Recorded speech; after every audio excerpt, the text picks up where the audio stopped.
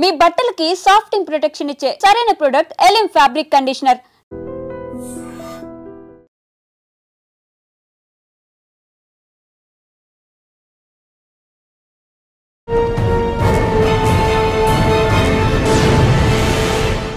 Welcome to iDream. ఈ వారం మన guest one of the outstanding retired IAS officer, పేరు S Narasimha Rao garu, retired IAS officer.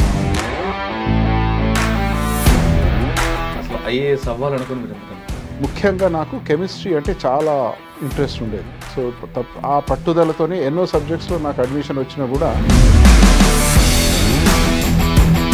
నాకు తూచాగా తెలిసింది ఇదంతా ఏమిటి, ఇదంతా ఎగ్జామినేషన్స్ ఏమిటి, ప్రిపరేషన్ ఏమిటి, రూట్ కాకుండా సివిల్ సర్వీస్కు వెళ్ళడమే బాగా అనిపించింది అప్పుడు. సార్ ఐఏఎస్ ఫస్ట్ ట్రైనింగ్ అంటే? నేను ఫస్ట్ ఈస్ట్ గోదావరిలో అసిస్టెంట్ కలెక్టర్ అండర్ ట్రైనింగ్ 1987లో. చాలా సిస్టమేటిక్ ఉండేది ఆ రోజుల్లో ట్రైనింగ్. ఒక ఎవ్రీ 1 వీక్ ఒక అగ్రికల్చర్ డిపార్ట్మెంట్. సార్ మీరు పనిచేస్తున్న టైంలోనే శాస్త్రి గారి టైంలో తూర్పుగోదావరి జిల్లాలో వాజేడు దగ్గర ఒక కిడ్నాప్. ఆ కిడ్నాప్ వెనక్కి కథ ఏంటి? నక్సల్ చెరలో ఉన్నప్పుడు వాళ్ళకి మీకు జరిగిన డిస్కషన్ ఇది. అప్పుడు ఎస్ఆర్ శంకరన్ గారు స్టేట్ గవర్నమెంట్లో పనిచేసేవారు. అయితే అతన్ని అప్పుడు స్పెసిఫిక్గా రాజీవ్ గాంధీ గారు ఎలవరం దళం అని ఒకటి శబరి దళం అని ఉన్నది అక్కడ. ఇది ఎలవరం దళం అనుకుంటాను. సో దిగగానే వెంటనే డ్రైవర్ను దబాయించేసి కీస్ తీసేసుకున్నారు. తీసేసాక మేము దిగాము. దిగేసరికి మా ముందు అసలు ఒకరు చెట్టు మీద, ఒకరు ఇక్కడక్కడ, మొత్తం టిపికల్ గెరిలా టైప్లో ఆపేసి మిగతా వాళ్ళందరినీ వెళ్ళిపోమన్నారు. మమ్మల్ని అందరినీ ఒక దగ్గర కూర్చోమన్నారు. కూర్చున్నాక ఇంకా మామూలుగా వాళ్ళ పద్ధతిలో వాళ్ళు చెప్పారన్నమాట. ఇదంతా బూర్జువా ప్రభుత్వము, వరల్డ్ బ్యాంకు, 9 మంది ఎంతమంది నక్సల్స్ను ఎవరైతే అరెస్ట్ అయ్యారో వాళ్ళను రిలీజ్ చేయాలో వాళ్ళు రిలీజ్ చేసేంత వరకు మిమ్మల్ని వదిలిపెట్టాము. చేయాల్సింది గవర్నమెంట్, అంటే గవర్నమెంట్కి వెళ్ళాలి. ఆ రోజుల్లో ఏ రకమైనటువంటి కమ్యూనికేషన్ సిస్టమ్ లేదు. వాళ్ళతో మీరు సంభాషించినప్పుడు ఎందుకు మీరు నక్సల్స్కి రండి అని మీరు పిలవడం కానీ, లేదు మీరు బ్యూరో కట్టుకుంటుంది మా వైపు రండి కానీ, ఇటు కొంచెం చర్చ అని జరిగింది? క్యాజువల్గా మాట్లాడాం. ఎస్ఆర్ శంకరన్ గారు అడిగారు వాళ్ళు. ఐడియాలజీ లేదు, భావజాలం. ఐడియాలజీ అంటే ఎమోషనల్ ఉంది అంతే. సార్ వాళ్ళకి తెలుసా మీరు అందరూ ఐఏఎస్ ఆఫీసర్? వాళ్ళకి తెలుసు. అంటే వాళ్ళకి అసలు జరిగే పరిణామాల గురించి ఆలోచించారు వాళ్ళు. వాళ్ళకి అసలు ముందు తెలుసని నేను అనుకోవడం లేదు. వాళ్ళ లెవెల్ చూస్తే సింగరేణి గురించి ఏమీ తెలియదు. ఎందుకంటే నేను కోల్ డిస్ట్రిక్ట్స్ కూడా పనిచేయలేదు. సిన్సియర్ ప్రయత్నం చేశాము. అది ఒక మంచి సంస్థ, సిన్సియర్ చేస్తారు అందులో ఎంప్లాయీస్ కానీ సీనియర్ లెవెల్ కానీ. కానీ సింగరేణి మీరు వచ్చిన తర్వాత లాభాల బాటకు వచ్చింది కదండి. సో 2007లో 120 సంవత్సరాల చరిత్ర ఉన్నటువంటి సింగరేణిలో ఒక్క స్ట్రైక్ జరగని సంవత్సరం చరిత్రలో అది ఫస్ట్ అనమాట. అది ఎలా అంటే 365 రోజులు ఉంటే 390 స్ట్రైక్లు అయినాయి. మన స్టైల్ అనో, మన వ్యక్తిత్వం అనో, లేకపోతే మనకు కమిట్మెంట్ ఏది వర్కర్స్ బాగోగులు చూడాలా, యూనియన్స్ అర్థం చేసుకున్నారో ఏమిటో కానీ ఒక్క స్ట్రైక్ అంటే ఒక స్ట్రైక్గా. అంటే యూనియన్లో లీడర్ మీరు మార్చారా, లేదంటే యూనియన్లో ఉన్న వాళ్ళు స్ప్లిట్ చేశారా? ఒక రకంగా చెప్పాలంటే యూనియన్ అండర్మైన్ చేయడం కాదు కానీ యూనియన్కు పెద్దగా రోల్ లేకుండా చేసింది. నిజాయితీగా జెన్యున్గా చేయడం చేయకూడదు, చేయడానికి లేదు.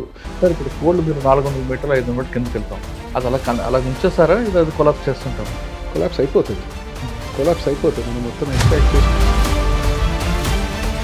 చంద్రబాబు నాయుడు గారు ఉన్న చిత్తూరు జిల్లాలో పనిచేయడం ఇబ్బంది అనిపించిందా, లేదు హ్యాపీగా పనిచేస్తారు? కూడా నాకు ఎడ్యుకేషన్ ఉండింది. కానీ ఒకటి మాత్రం చెప్పగలను, ఇప్పుడు 30 సంవత్సరాలు అయిందనుకోండి, నాకు ఏ రకమైనటువంటి ఇబ్బంది జరగలేదు. ఇంటర్ఫియరెన్స్ కానీ లేదు. దానికి కాగా అడ్వాంటేజ్ ఏమిటంటే సార్ మంచి పోస్ట్లో ఉన్న మీకు తెలంగాణకు రావాలని కొంచెం కేసీఆర్ గారు పిలుపు అంటే అంతకుముందు కేసీఆర్ గారు కొంచెం ఇక్కడ ఉన్నప్పటి నుంచి పరిచయం. గవర్నమెంట్ మారింది, నేను అక్కడ గవర్నమెంట్ ట్రాన్సిషన్లో ఉంది. ప్రైమ్ మినిస్టర్ అయిపోయింది కదా, కొత్త గవర్నమెంట్.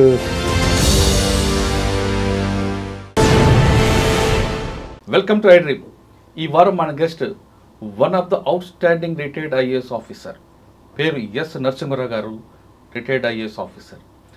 నరసింహరావు గారు ఆయన దగ్గర ఎక్స్పీరియన్స్ మామూలు ఎక్స్పీరియన్స్ కాదు. ఒక కలెక్టర్గా, కోల్ ఇండియాకి సిఎండిగా, సింగరేణి కాలేజ్కి డైరెక్టర్గా చాలా రకరకాల పోస్టులు పనిచేశారు. అన్నిటికన్నా ఒకప్పుడు తూర్పుగోదావరి జిల్లా కలెక్టర్లందరూ ఐఏఎస్ల కిడ్నాప్కి దీంట్లో కూడా ఆయన ఉన్నారు. ఆయన సీతంపేటలతో పాటు ఎక్కడ ఎలా పనిచేశారు, గిరిజన కార్పొరేషన్ డెవలప్మెంట్ ఎలా చేశారు, చిత్తూరు కలెక్టర్గా ఎలా పనిచేశారు, విశాఖపట్నం కలెక్టర్గా ఏం చేశారు, ముఖ్యమంత్రుల దగ్గర ఎలా పనిచేయాలి, బ్యూరోక్రాట్స్ ముఖ్యమంత్రులకి మధ్యన ఉన్న గ్యాప్ని ఎలా కంట్రోల్ చేయాలి, ప్రజలకు ఏం కావాల విషయాన్ని పొలిటీషియన్ చెబితే వాళ్ళు ఎలాగ అర్థం చేసుకుంటారు అనే విషయాలతో పాటు ఆయనకున్న ఎక్స్పీరియన్స్ తెలుసుకుందాం.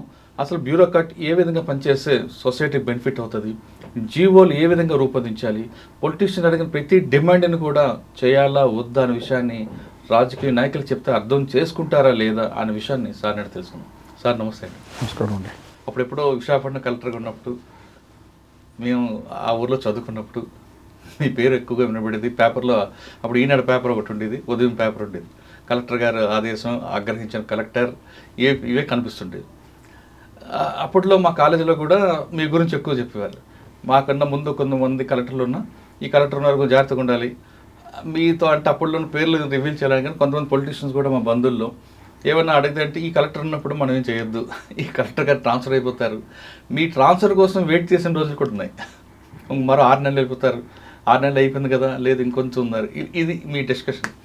అంటే ఒక కలెక్టర్ ఒక జిల్లాకి ఎంత శాసిస్తారు, ఎలా డెవలప్ చేస్తారు అన్నది ప్రత్యక్షంగా చూసాం. అంటే ఆ డెవలప్మెంట్ ఎలా కనిపిస్తుంది అంటే ఇటు ప్రజలకు దగ్గర అవుతుంది, మిమ్మల్ని వ్యతిరేకించిన పొలిటీషియన్ కూడా ఆ డెవలప్మెంట్ చూసి మీకు అడుగుజాడలో నడిచే పొలిటీషియన్ కూడా ఉండేవారు అప్పట్లో. అంటే ఒక బ్యూరోక్రాట్ అంత పవర్ఫుల్ జాబ్ ఉండేది. కానీ ఇది క్రమేపీ అది మారుతూ మారుతూ మారుతూ అదొక ఇంకొక దశకు చేరుకుంటుంది. ఒకప్పుడు ఒక సబ్ కలెక్టర్ దగ్గర నుండి ఐఏఎస్ అయిన తర్వాత ప్రిన్సిపల్ సెక్రటరీ వచ్చే వరకు కూడా సొంత ఇల్లు లేని ఆఫీసర్లు చూసాం. ఇప్పుడు సబ్ కలెక్టర్ నుండే సొంత ఇల్లు కట్టుకోవడం, సొంత వాహనాలతో కొంతమంది ఆఫీసులు తయారవుతున్నారు. అంటే వ్యవస్థల మార్పు అనుకోవచ్చా, లేదు ఇంకా వేరే విధంగా ఈ సినారీ మారుతుందన్న విషయం పాటు మీరు చాలామంది ముఖ్యమంత్రి ఎన్టీ రామారావు గారి దగ్గర నుండి చంద్రబాబు నాయుడు గారు, కేసీఆర్ గారి వరకు పనిచేశారు కాబట్టి ముఖ్యమంత్రికి బ్యూరోక్రాట్కి మధ్యన గ్యాప్ ఎలా ఉంటుంది, వాళ్ళు అడిగిన ప్రతి డిమాండ్ని మీరు యాక్సెప్ట్ చేస్తారా, లేదు ఆ ఫ్రేమ్లో దాటి మనం చేయడం, రూల్ ఆఫ్ లా దాటకుండా వెళ్ళడం అనేది ఎలా ఎక్స్ప్లెయిన్ చేస్తే అప్పుడున్న పొలిటీషియన్స్ మీకు ఏ విధంగా సహకరించేవారు, ప్రజల డెవలప్మెంట్ కోసం మీరు ఏం చేసేవారు అనే విషయాలు చెప్పే ముందు ఎస్ నరసింహారావు గారి జర్నీ ఎక్కడ పుట్టారు, ఎలా జరిగింది, అసలు ఐఏఎస్ అవ్వాలనుకుని మీరు ఎందుకు అనుకున్నారు? మా స్వస్థలము చిన్నగొట్టిముక్కుల విలేజ్ అని పాత నర్సాపూర్ తాలూకా, మెదక్ జిల్లా అండి. హైదరాబాద్కు ఎక్కువ దూరం ఉండదు, 45 కిలోమీటర్స్ ఫ్రమ్ హైదరాబాద్. నేను అక్కడ పుట్టాను. క్లాస్ 2 వరకు అక్కడే ఊర్లోనే చదువుకున్నాను. అప్పుడు క్లాస్ 2 వరకే ఉండేది ప్రైమరీ స్కూల్లో. అక్కడి నుండి ఒక 4.5 కిలోమీటర్ల దూరంలో అప్పుడు ఫిర్కా అనేవాళ్ళు కదా, తర్వాత ఇప్పుడు మందలాలు అయినాయి. అక్కడ upper primary school, high school ఉండేది. సో రోజు 4.5 కిలోమీటర్లు నడిచి వెళ్ళి శివంపేట అనే ప్లేస్లో 10th క్లాస్ వరకు చదువుకున్నాను.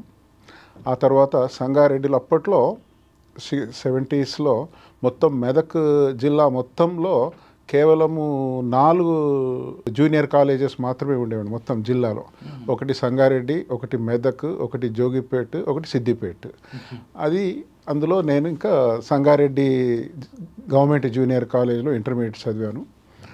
తర్వాత అప్పుడు మొత్తం మెదక్ జిల్లాలో 2 డిగ్రీ కాలేజెస్ మాత్రమే ఉండేవి. ఈవెన్ సంగారెడ్డిలో డిగ్రీ కాలేజ్ లేదు, జిల్లా హెడ్ క్వార్టర్లో, మెదక్లో లేదు. జోగిపేట అంటే సిద్దిపేట అని ఉండేది. సో మాకు ఇంకా నియరెస్ట్ అంటే జోగిపేట కాబట్టి అక్కడ డిగ్రీ చదివాను, బీఎస్సీ చదివాను, బాటనీ, జువాలజీ, కెమిస్ట్రీ. దాని తర్వాత ఉస్మాన్ యూనివర్సిటీలో కెమిస్ట్రీలో మాస్టర్స్ చేశాను. ఎంఎస్సీ కెమిస్ట్రీలో చేరి పూర్తి చేశాను. మనము పూర్తిగా గ్రామీణ వాతావరణము, తెలుగు మీడియం అనేది ముఖ్యం కాదు, తెలుగు మీడియం చాలా ఇంపార్టెంట్గా ఉండేది అప్పట్లో. కానీ గ్రామీణ వాతావరణము, పెద్దగా తెలిసిన వాళ్ళతో ఇంటరాక్షన్ ఉండేది కాదు. ఊర్లో కూడా పెద్దగా చదువుకున్న వాళ్ళు ఎవరు ఉండేవాళ్ళు కాదు. రూరల్ ఏరియాలో ఉన్నటువంటి కాలేజీలో కూడా ఈ రకమైన ఎన్విరాన్మెంట్ ఉండేది కాదు. కానీ ఒకసారి ఉస్మానియా యూనివర్సిటీలో మాస్టర్స్లో చేరిన తర్వాత అక్కడ కొంతమంది స్టూడెంట్స్ ఈ కాంపిటేటివ్ ఎగ్జామ్స్ అని, ముఖ్యంగా నాకు కెమిస్ట్రీ అంటే చాలా ఇంట్రెస్ట్ ఉండేది. సో ఆ పట్టుదలతోనే ఎన్నో సబ్జెక్ట్స్లో నాకు అడ్మిషన్ వచ్చినా కూడా ఉస్మానియా యూనివర్సిటీలో కానీ సెంట్రల్ యూనివర్సిటీలో కానీ నేను కేవలం కెమిస్ట్రీ చదవాలని ఉస్మానియా యూనివర్సిటీలో చేరాను. పిహెచ్డి చేయాలి, దాంట్లో ఇంకా నిష్ణాతులు కావాలి, ఏ పోస్ట్ డాక్టర్లకే జర్మనీ అట్లాంటి ప్లేస్లో చదవాలి అనే పట్టుదల ఉండేది. కానీ యూనివర్సిటీలో చేరాక మిగతా స్టూడెంట్స్, సీనియర్స్, రీసెర్చ్ స్కాలర్స్ ఈ కాంపిటేటివ్ ఎగ్జామ్స్ అది అవుతున్నప్పుడు నాకు తూచాగా తెలిసింది ఇదంతా ఏమిటి, ఇదంతా ఎగ్జామినేషన్స్ ఏమిటి, ప్రిపరేషన్ ఏమిటి, ఏమవుతుంది, ఏ సర్వీస్ ఏమిటి అనేది నాకేమీ తెలిసేది కాదు. కొంతమంది ద్వారా తెలిసిన తర్వాత అనిపించింది ఐ థింక్ మనం ఒరిజినల్గా అనుకున్నటువంటి రూట్ కాకుండా ఈ సివిల్ సర్వీస్కు వెళ్ళడమే బాగా అనిపించింది అప్పుడు. అందుకని ఇంకా 2వ సంవత్సరం ఎంఎస్సీలో వచ్చాక కెమిస్ట్రీ మీద ఇంట్రెస్ట్ తీసేసి అప్పుడు ఇంకా ఈ కాంపిటేటివ్ ఎగ్జామ్స్కు ప్రిపేర్ అవ్వడం మొదలుపెట్టాను. మొట్టమొదటగా నేను అసిస్టెంట్ కన్జర్వేటర్ ఆఫ్ ఫారెస్ట్ అని ఒకటి ఉంటుంది ఫారెస్ట్ డిపార్ట్మెంట్లో. నేను ఫారెస్ట్ డెవలప్మెంట్ కార్పొరేషన్లో అసిస్టెంట్ కన్జర్వేటర్ ఆఫ్ ఫారెస్ట్గా అప్లై చేసి రిక్రూట్ అయ్యాక కోయంబత్తూరులో, అది అప్పుడు దేశంలో ఒక 3 కాలేజీలు ఉన్నాయన్నమాట. అన్ని రాష్ట్రాల్లో ఈ గ్రూప్ 1 లాగా ఇది టెక్నికల్ ట్రైనింగ్ కాబట్టి ఈ అసిస్టెంట్ కన్జర్వేటర్ ఆఫ్ ఫారెస్ట్ అనే వాళ్ళు రిక్రూట్మెంట్ అయిన తర్వాత 2 సంవత్సరాలు ఫుల్ టైం డిప్లొమా కోర్సు, ఒకటి దేహ్రాదూన్లో, ఒకటి కోయంబత్తూరులో, ఒకటి బర్నీహాట్ అని అస్సాంలో ఉంటుంది. ఆ పర్టికులర్ టైంలో మా బ్యాచ్ను కోయంబత్తూరుకు అలాట్ చేశారు. అట్లా వివిధ రాష్ట్రాల నుంచి వచ్చినటువంటి ప్రొబేషనర్స్తో పాటు అక్కడ 2 సంవత్సరాలు నేను కోయంబత్తూరులో ఉన్నాను. ఉండి మళ్ళీ సివిల్ సర్వీస్ ఇది అంతే కొంచెం అప్పుడు 2 ఇయర్స్ ఉన్నాం కాబట్టి. సో అప్పుడు వేరే వాళ్ళ ద్వారా కొంత తెలిసిందనమాట. ఇది ఏదైనా ఒకటే అనుకునేవాడిని. నాకు సివిల్ సర్వీస్ అంటే forest service, police service, IAS, deputy collector ఏంటి, డిప్యూటీ తహసీల్దార్ ఏంటి ఏమీ తెలిసేది కాదు. ఒకసారి యాక్చువల్గా నాకు ఫారెస్ట్ సర్వీస్ అంటే ఐఎఫ్ఎస్కు స్టేట్ ఫారెస్ట్ సర్వీస్కు తేడా కూడా తెలిసేది కాదు.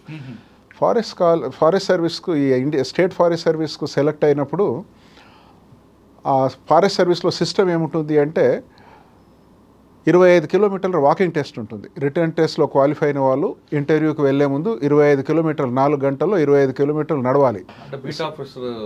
ఇక అది శారీరక దారుఢ్యం టెస్ట్ అనమాట అది. సో ఇది ఐపీఎస్ కూడా లేదు, కానీ ఇది ఫారెస్ట్కి ఉంది. అది హిస్టారికల్గా అది బ్రిటిష్ డేస్ నుంచి కూడా ఉంది అది. సో నెహ్రూ జూ పార్క్లో నడుస్తున్నప్పుడు ఇంకొక క్యాండిడేట్, నాలాంటి క్యాండిడేటే, బసిరెడ్డి అని వారి పేరు, తర్వాత అతను కూడా సెలెక్ట్ అయ్యాడు. మేము ఇద్దరం కలిసి అక్కడ కోయంబత్తూరులో ట్రైనింగ్ అయ్యాము. అవి మాట్లాడుతూ నేను ఫారెస్ట్ సర్వీస్ కూడా ఐఎఫ్ఎస్ కూడా రాశానండి, ఐఎఫ్ఎస్ రాలేదు అంటే నాకు ఆశ్చర్యమైంది. ఐఎఫ్ఎస్ ఏముంటుంది అని అంటే దానికని ఇదేదో చాలా హై సౌండింగ్ డెసిగ్నేషన్ కదా అసిస్టెంట్ కన్జర్వేటర్ ఆఫ్ ఫారెస్ట్ అనేది, ఇది ఎక్కువ కదా దానికన్నా అంటే లేదండి ఇది స్టేట్ సర్వీసు, దీంట్లో 10-15 సంవత్సరాలు పనిచేస్తే కానీ ఐఎఫ్ఎస్ రాదని అప్పుడు తెలిసింది. సరే ఇప్పుడు రాయొచ్చు కదంటే అప్పటికి ఆ సంవత్సరానికి లాస్ట్ డేట్ అయిపోయింది అనమాట. సో అంత అంటే ఎందుకు చెప్తున్నానంటే అంత ఇగ్నోరెంట్గా ఉండేదన్నమాట. సో తెలిసింది కాబట్టి అక్కడ వెళ్ళిన తర్వాత ఐఎఫ్ఎస్ కూడా అప్లై చేశాను, సివిల్ సర్వీస్ కూడా అప్లై చేశాను. అక్కడ చాలా రిగరస్ ట్రైనింగ్ ఉండేది. ట్రైనింగ్ అయినా కూడా పట్టుదల ఉండింది కాబట్టి మళ్ళీ మొదలుపెట్టి ప్రిపేర్ అయ్యి అక్కడ ట్రైనింగ్ అవుతూనే సివిల్ సర్వీస్ రాశాను. ఫస్ట్ అటెంప్ట్లో ప్రిలిమ్స్ పాస్ అయ్యాను, ఇంటర్వ్యూస్ మెయిన్ పాస్ అయ్యాను, ఇంటర్వ్యూ కూడా వెళ్ళాను. గ్రూప్ బి సర్వీస్ ఒకటి వచ్చింది, కానీ అప్పటికే మనము దానికన్నా బెటర్ సర్వీస్ ఉన్నాం కాబట్టి ఇంకా అది పట్టించుకోలేదు. తర్వాత ఫారెస్ట్ సర్వీస్ కూడా రాశాను. ఎప్పుడైతే మళ్ళీ నెక్స్ట్ ఇయర్కు టైం వచ్చిందో అప్పుడు ఆ ఫారెస్ట్ సర్వీస్ రాస్తే ఇండియన్ ఫారెస్ట్ సర్వీస్ కూడా సెలెక్ట్ అయ్యాను. ఆ లోపుగా 2 సంవత్సరాలు పూర్తి అయిపోయింది, ఇది ట్రైనింగ్ అయిపోయింది. ఫస్ట్ నెల్లూరులో ట్రైనింగ్ 3 నెలలు ట్రైనింగ్ తర్వాత మళ్ళీ ఇన్ఫ్యాక్ట్ ఫస్ట్ నా విశాఖపట్నం విజిట్ ఫారెస్ట్ సర్వీస్లో ఉన్నప్పుడు ట్రైనింగ్ అనమాట, చింతపల్లిలో ట్రైనింగ్. అప్పుడు ఫారెస్ట్ సర్వీస్లో కూడా సెలెక్ట్ అయ్యాను. మళ్ళీ అదే సంవత్సరం సివిల్ సర్వీస్ కూడా రాశాను, 2వ అటెంప్ట్ కాబట్టి. ఫారెస్ట్ సర్వీస్లో సెలెక్ట్ అయిన తర్వాత నేను ఇది స్టేట్ ఫారెస్ట్ సర్వీస్ వదిలేసి దేహ్రాదూన్లో ఇండియన్ ఫారెస్ట్ సర్వీస్లో చేరాను. ట్రైనింగ్ అవుతున్నప్పుడు అప్పటికే ఎగ్జామ్ రాస్తున్నాను కాబట్టి సివిల్ సర్వీస్ రిజల్ట్స్ వచ్చినాయి. నాకు అంత మంచి ర్యాంక్ రాలేదు, 130 సంథింగ్ వస్తే ఐఏఎస్ మిస్ అయింది, ఐపీఎస్ వచ్చింది. సరే అని ఐఎఫ్ఎస్ వదిలేసేసి మళ్ళీ ఐపీఎస్లోకి వచ్చేసాను. ఐపీఎస్లో ఒరిస్సాకి ఆర్డర్ అలాట్ అయింది. మళ్ళీ సివిల్ సర్వీస్ మళ్ళీ 3వ అటెంప్ట్ కూడా మళ్ళీ సీరియస్గా ప్రిపేర్. ఎన్పిఎల్ ట్రైనింగ్ చేశాను, ఎన్పిఎల్ ట్రైనింగ్ అయ్యాను. ట్రైనింగ్ 1 ఇయర్ ట్రైనింగ్ అయిన తర్వాత ఒక 9 మంత్స్ ట్రైనింగ్ అయిన తర్వాత కరెక్ట్. సో తర్వాత మళ్ళీ రాశాను, కొంచెం సీరియస్గా తీసుకొని రాస్తే అప్పుడు నాకు ఒరిస్సాకు వెళ్ళక ముందే ఈ రిజల్ట్స్ వచ్చేసినాయి. ఏదో ఒరియా లాంగ్వేజ్ కూడా ఏదో నేర్చుకున్నాం మెల్లమెల్లగా కొంచెం ఇది అకాడమీలో పెద్దగా లేదు, అప్పటికే రిజల్ట్స్ వచ్చేసినాయి. ఇంకా అది ఇంట్రెస్ట్ పోయింది కాబట్టి సో అప్పుడు లక్కీలీ మంచి ర్యాంకే వచ్చింది నాకు. ఆల్ ఇండియా 5th ర్యాంక్ వచ్చింది ఇంకా 3వసారికి. సో ఇంకా తప్పనిసరిగా ఐఏఎస్లో వచ్చేసాను. సో ఏపీ కార్డర్కి వచ్చేసాను. సార్ మీ ఫాదరు ల్యాండ్ లార్డ్, మీకు డబ్బులకు కదువు లేదు, మీరేమో ఈ విధంగా వస్తే మీ నాన్నగారు మనకెందుకురా ఇవన్నీ అనలేదా? యాక్చువల్గా మీరు చూస్తే ల్యాండ్ లార్డ్ అయితే కాదు, వెరీ హంబుల్ ఫార్మింగ్ బ్యాక్గ్రౌండే ఉండేది. అంటే ల్యాండ్ లార్డ్ని కాకపోయినా మీకైతే మంచి కుటుంబమే కదా సార్ అంటే ఆర్థికంగా. అంత కాదు, అప్పట్లో వ్యవసాయం అంటే గ్రీన్ రెవల్యూషన్ రాని రోజుల్లో ల్యాండ్ ఉన్నా ల్యాండ్కి వాల్యూ ఏమి ఉండేది కాదు. ఎందుకంటే కల్టివేట్ చేసే కెపాసిటీ ఉండాలా, అల్టిమేట్గా దాంట్లో వచ్చేది ఓన్లీ సబ్సిస్టెన్స్ మాత్రమే ఉండేది. స్వతహా మా పేరెంట్స్కు పెద్దగా ల్యాండ్ ఉండేది కాదు, ఒక 5-6 acres ల్యాండ్ మాత్రమే ఉండేది. మా గ్రాండ్ మదర్ అంటే మా మదర్ పేరెంట్స్ సేమ్ విలేజ్, వాళ్ళకు మా mother is the only daughter అనమాట. వాళ్ళకు కొంచెం డ్రై ల్యాండ్, అప్పట్లో ప్రొడక్టివ్ ల్యాండ్ కాదు కానీ చాలా ల్యాండ్ ఉండేది, మా గ్రాండ్ పేరెంట్స్కి ల్యాండ్ ఉండేది. సో అన్ఫార్చునేట్లీ మా ఫాదర్ నేను ఎట్ ద ఏజ్ ఆఫ్ 12 చనిపోయారు, కలరాతో చనిపోయారు. ఐ వాజ్ ఇన్ క్లాస్ 8 అప్పుడు చనిపోయారు. ఇంకా నేను వ్యవసాయం చూసుకునేవాడిని, ఓన్లీ సన్. మా mother at the very early age she suffered that. నాకు ఒక ఎల్డర్ సిస్టర్, మా ఫాదర్ ఉన్నప్పుడే పెళ్ళయింది. సో ఆ పెళ్ళైన నెక్స్ట్ ఇయరే మా ఫాదర్ చనిపోయారు, మా సిస్టర్ పెళ్ళైన నెక్స్ట్ ఇయరే మా ఫాదర్ చనిపోయారు. ఇంకా నేను మెయిన్ వ్యవసాయం చూసుకునేవాడిని. ఎడ్యుకేషన్ వాజ్ సెకండరీ అనమాట. పొద్దున వ్యవసాయం చూడాలి, శనివారం ఆదివారం వ్యవసాయం చూసుకోవాలి, సమ్మర్లో వ్యవసాయం చూసుకోవాలి, రోజు సాయంత్రం వ్యవసాయం చూడాలి. అట్లాగే యాక్చువల్గా వ్యవసాయమే చేశాను నేను. యాక్చువల్గా లెక్క చెప్పాలంటే studies was secondary, education was secondary. Even కాలేజ్లో చేరిన తర్వాత కూడా సెకండరీ, ఇంటర్మీడియట్లో కానీ డిగ్రీలో కానీ. ఒక డిగ్రీ అయిపోయిన తర్వాత ఒకసారి ఇంకా నేను మాస్టర్స్లో చేరినప్పుడు ఇంకా వ్యవసాయం చేయకూడదని నిర్ణయించుకొని వేరే వాళ్ళకి షేర్ క్రాపింగ్ దానికి ఇచ్చేసి ఇక ఫుల్ టైం, ఫస్ట్ నేను ఫుల్ టైం అకాడమిక్స్లోకి వెళ్ళింది ఓన్లీ ఎంఎస్సీలో చేరిన తర్వాతే. సో అదర్వైజ్ 7 సంవత్సరాలు కంటిన్యూస్గా వ్యవసాయం చేశాను. 71 నుంచి 70. ఎవరు ఇంత క్వాలిఫికేషన్ కానీ గవర్నమెంట్ సైడ్ లేరు కదా, మీరు ఈ విధంగా స్టెప్ తీసుకుంటే మీ మదర్ ఏమన్నారు? మా మదర్, ఎందుకంటే మీరు ఒక్కరే బయటకు వెళ్తున్నారు, కరెక్ట్, ఇల్లు చూసుకోవాలి. మా మదర్ ఏమిటంటే షీ వాజ్ ఇల్లిటరేట్, కానీ తనకు చాలా ట్రెమెండస్ కామన్ సెన్స్ ఉండేది. సో మెమరీ ఉండేది. అన్ఫార్చునేట్లీ ఆ రోజులు ఆపర్చునిటీస్ లేవు కాబట్టి చదువుకోలేదు. సో మా మదర్ డ్రీమ్ ఏముండింది అంటే, మా కజిన్ బ్రదర్ ఒక అతను టీచర్ ఉండేవారు, రిటైర్ అయ్యారు ఇప్పుడు. మా మదర్ డ్రీమ్ ఏమిటంటే నేను కూడా ఒక హై స్కూల్ టీచర్ కావాలి, అంటే బీఎస్సీ చదవాలి, బీఎడ్ చేయాలి, హై స్కూల్ టీచర్ అవుతే దగ్గరలో ఎక్కడ ఉద్యోగం ఉంటుంది, ఊర్లో వ్యవసాయం చూసుకోవచ్చు, ఊర్లో సొసైటీలో రెస్పెక్ట్ ఉంటుంది అని. My mother's dream was I should become a high school teacher. నేను మా మదర్ చెప్పినట్టుగానే విన్నాను. బట్ మాస్టర్స్కి వచ్చినప్పుడు మాత్రం మా మదర్ను నేను మొట్టమొదటిసారి డిఫై చేశాను. లేదు నీకు తెలీదు, I should go for higher studies అనే దాని మీద ఇంకా తరే నీ ఇష్టం అని వదిలేసింది అనమాట. సరే తర్వాత ఇంకా సర్వీసులు చేరిన తర్వాత she was very happy all the time నాతోనే. తను చనిపోయేంత వరకు కూడా 2010లో టీచర్ చాలు తన కొడుకు అనుకున్న ఆమెకి ఒక కలెక్టర్ అయ్యారు కాబట్టి ఆ ఫీలింగ్స్ ఎలా ఉండేవి? నాకు ఉండేవి. అంటే నేను ఎంత కష్టపడుతున్నాను అనేది ఆమెకు ఏదో ఉండేది. ఇంత కష్టపడతారా అధికారి, ఇంత పెద్ద ఆఫీసర్ కూడా ఇంత రాత్రి బావులు కష్టపడతారా అని కొంచెం ఆశ్చర్యంగా ఉండేది ఆమెకు. But she has her own feeling, ఏదో ఎవరో చేసిన పుణ్యంకు నాకు అదృష్టం కలిగింది అనేది తను అనుకునేది అనమాట. సార్ ఐఏఎస్ ఫస్ట్ ట్రైనింగ్ ఎక్కడ? నేను ఫస్ట్ ఈస్ట్ గోదావరిలో అసిస్టెంట్ కలెక్టర్ అండర్ ట్రైనింగ్ 1987లో మసూరిలో 1 year ట్రైనింగ్ అయిపోయిన తర్వాత ఈస్ట్ గోదావరికి అలాట్ అయ్యింది. ఇక ఎప్పుడు చాలా సిస్టమేటిక్ ఉండేది ఆ రోజుల్లో ట్రైనింగ్. ఒక ఎవ్రీ 1 week ఒక agriculture department, forest department, irrigation department, Panchayati Raj అట్లాగా.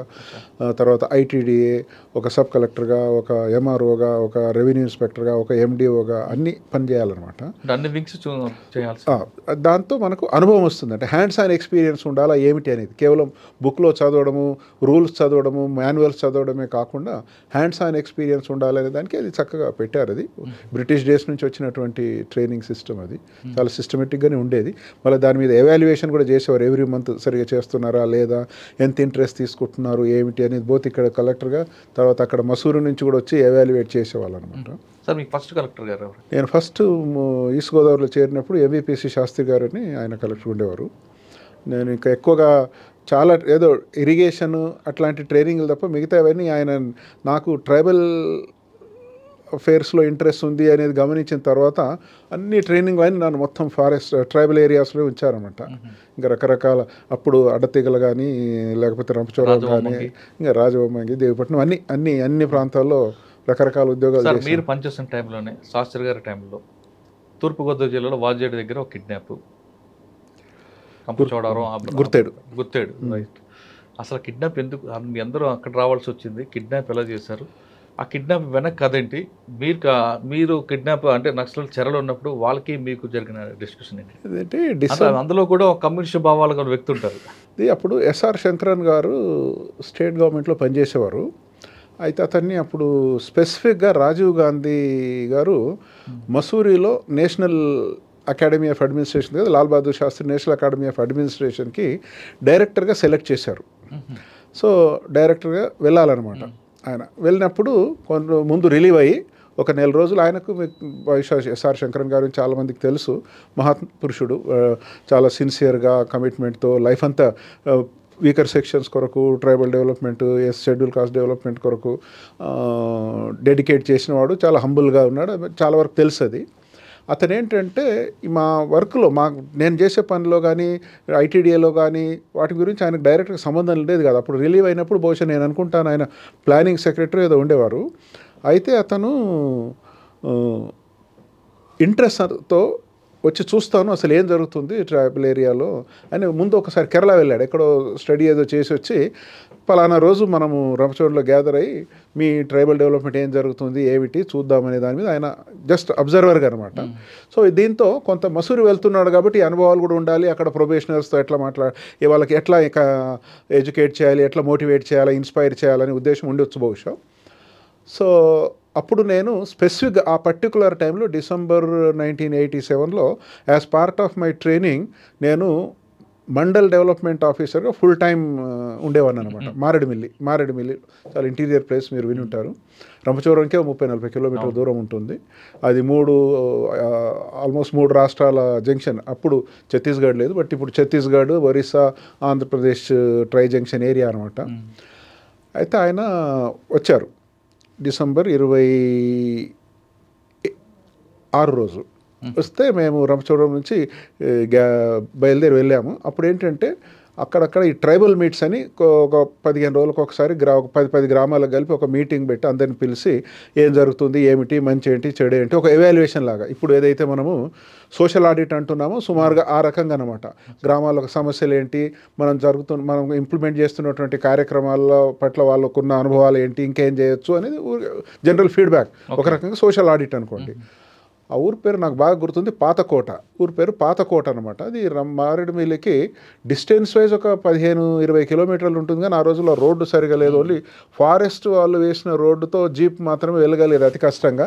ఒక 2-3 గంటలు పట్టేది. గుర్తేడుకు ఇంకా దూరం, మారేడుమిల్లి నుంచి గుర్తేడు మీదుగా పాతకోట వెళ్ళాలి. అయితే గుర్తేడు గ్రామ పంచాయతీలో ఉండేది. మీకు తెలుసు కదా, ట్రైబల్ ఏరియాలో ఒక్కొక్క గ్రామ పంచాయతీ అంటే 20-30 గ్రామాలు ఉంటాయి, చిన్న గ్రామాలు. పాతకోట అనే గ్రామంలో మీటింగ్ పెట్టాము. వెళ్ళాము అక్కడికి. అప్పుడు ఎస్ఆర్ శంకరన్ గారు, ఎంవిపి శాస్త్రి గారు కలెక్టర్ ఉన్నారు. టి విజయ్ కుమార్ అని రిటైర్ అయ్యారు, ఐటీడీఏ ప్రాజెక్ట్ ఆఫీసర్గా ఉండేవారు. రెడ్డి సుబ్రహ్మణ్యం అని అప్పుడు ఆయన రంపచోడవరం సబ్ కలెక్టర్గా ఉండేవాడు. పుష్ప తంబి వారిద్దరు భార్యాభర్తలు. ఆమె రాజమండ్రి సబ్ కలెక్టర్ ఉండేది. ఆమె కూడా వచ్చిందనమాట. ఎస్ఆర్ శంకరన్ గారు వచ్చారు, చూద్దాము అట్లాగే ట్రైబల్ ఏరియాల యాక్టివిటీస్ వాళ్ళతో పాటు అని. తర్వాత మనోహర్ ప్రసాద్ అని అంతకుముందు పిఓఐటీడీఏ పాడేరులో పనిచేశారు. తర్వాత విశాఖపట్నంలో ఏదో కాఫీ కార్పొరేషన్లో పనిచేసేవారు. ఆయన కూడా వచ్చాడనమాట అక్కడికి. సో ఎస్ఆర్ శంకరన్ గారి ప్లాన్ ఏమిటంటే రంపచోడవరం చూసిన తర్వాత నెక్స్ట్ డే విశాఖపట్నం ట్రైబల్ ఏరియాకి వెళ్ళి అసలు ఈ యాక్టివిటీస్ చూద్దాము మొత్తం అనే దాని మీద. అందుకని అట్లాగా రాధా అని రాధా గారు అప్పుడు జాయింట్ కలెక్టర్ ఉండేవారు. సో మేము 8 మందిమి.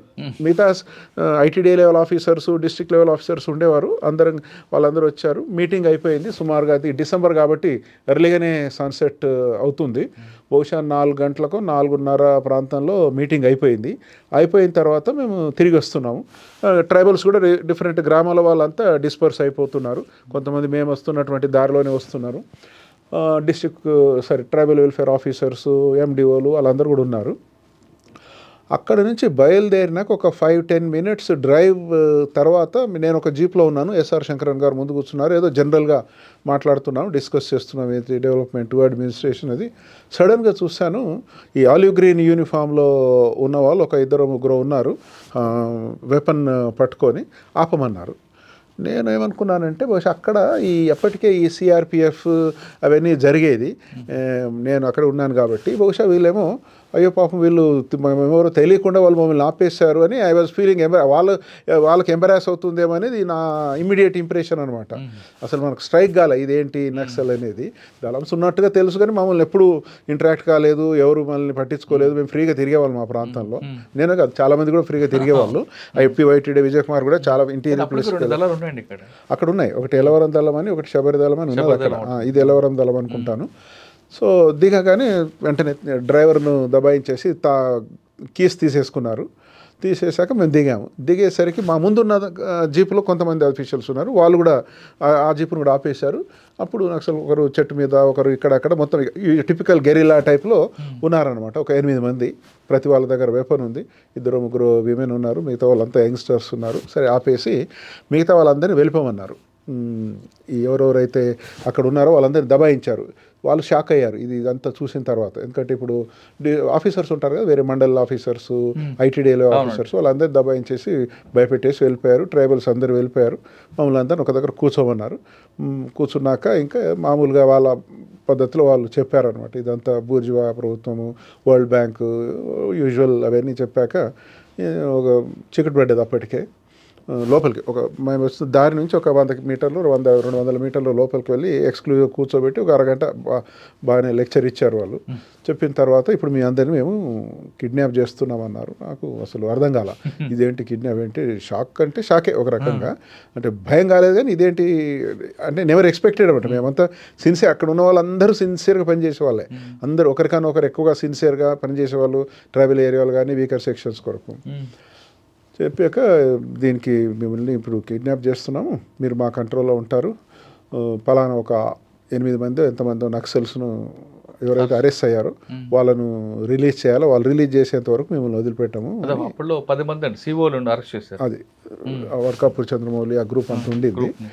అయితే అందులో సరే ఇంకా మరి మన చేతులు ఏమీ లేదు, వాళ్ళ దగ్గర ఉన్నాం మనము. అప్పుడు వాళ్ళతో ఏమన్నామంటే, సరే గవర్నమెంట్ మా చేతులు ఏం లేదు కదా, మేము మీ చెరలో ఉన్నాము, ఇప్పుడు చేయాల్సింది గవర్నమెంట్, అంటే గవర్నమెంట్కి వెళ్ళాలి. ఆ రోజుల్లో ఏ రకమైనటువంటి కమ్యూనికేషన్ సిస్టమ్ లేదు. మేము 6-6:30 అవుతే ఎవరికి ప్రపంచానికే తెలియదు, ఏమీ తెలియదు. అప్పుడు ఇక వాళ్ళతో డిస్కస్ చేసిన తర్వాత మరి కాకినాడనో రాజమండ్రి, రంపచోడవరం వెళ్తే కూడా అప్పుడు ఫోన్ సిస్టమ్ సరిగా ఉండేది కాదు. రాజమండ్రి కాకినాడ వెళ్ళి STD ఫోన్లో మాట్లాడితే కానీ హైదరాబాద్కు వార్త చేరదు. మాట్లాడాలి అంటే ఇంకా వాళ్ళు ఒక 2 అటెండర్లు ఉండే మాతో, వాళ్ళని పంపించండి అన్నారు. లేదు వాళ్ళు మాట్లాడలేరంటే నన్ను పంపించండి అన్నారు. నాకు ఎవరు తెలుసు, అప్పుడు ఐ వాజ్ వెరీ జూనియర్, నేను మాత్రం వెళ్ళి ఎవరితో మాట్లాడగలను హైదరాబాద్లో అంటే. ఆఖరికి వాళ్ళు ఒక కన్విన్స్ అయింది ఏంటంటే, టీ రాధా అని జాయింట్ కలెక్టర్ ఉండేవారు, అట్లాగే ఒకే లేడీ ఆఫీసర్ పుష్పా తంపి ఉండేవాళ్ళు, వాళ్ళిద్దరిని పంపించామన్నమాట. పంపించి ఇంకా మీరు వెళ్ళి కమ్యూనికేట్ చేయండి గవర్నమెంట్కి, ఏమవుతుందో చూద్దాంలేండి అని అట్లే రిజైన్. ఇంకా కొంచెం దూరం వాళ్ళు తీసుకెళ్ళి జీప్లో పంపించేశారు వాళ్ళని. కిడ్నాప్ అయిన విషయం బయటకు చెప్పాలని గవర్నమెంట్కి చెప్పి ఇట్లా ఈ కండిషన్ కిడ్నాప్ అయినట్టుగా, తర్వాత వాళ్ళని రిలీజ్ చేస్తేనే వీళ్ళని రిలీజ్ చేస్తారు అనే మెసేజ్తో వాళ్ళు వెళ్ళిపోయారు. ఇంకా భోజనం అరేంజ్మెంట్ చేసుకోండి అని వాళ్ళే చెప్పారు. సో అక్కడ దగ్గరలో గురుతేడులో ఒక చిన్న ఆశ్రమ స్కూల్ ఉండింది.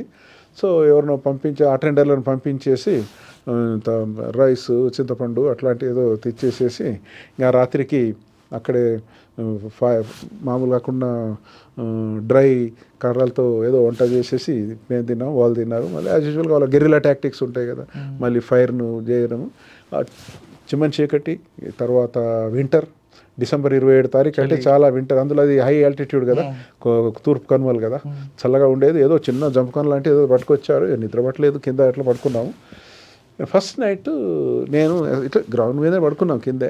SR శంకరన్ గారిని అడిగాను, ఇదేంటి ఇది అయిపోయింది, అసలు ఇప్పుడు ఏంటి గవర్నమెంట్ ఏం చేయబోతుంది, మీరే సీనియర్ ఆఫీసర్ కదా, అప్పుడు ఆయన చీఫ్ సెక్రటరీ లెవెల్ కదా, ఏంటంటే ఆయన ఒక బాంబు వేశాడు.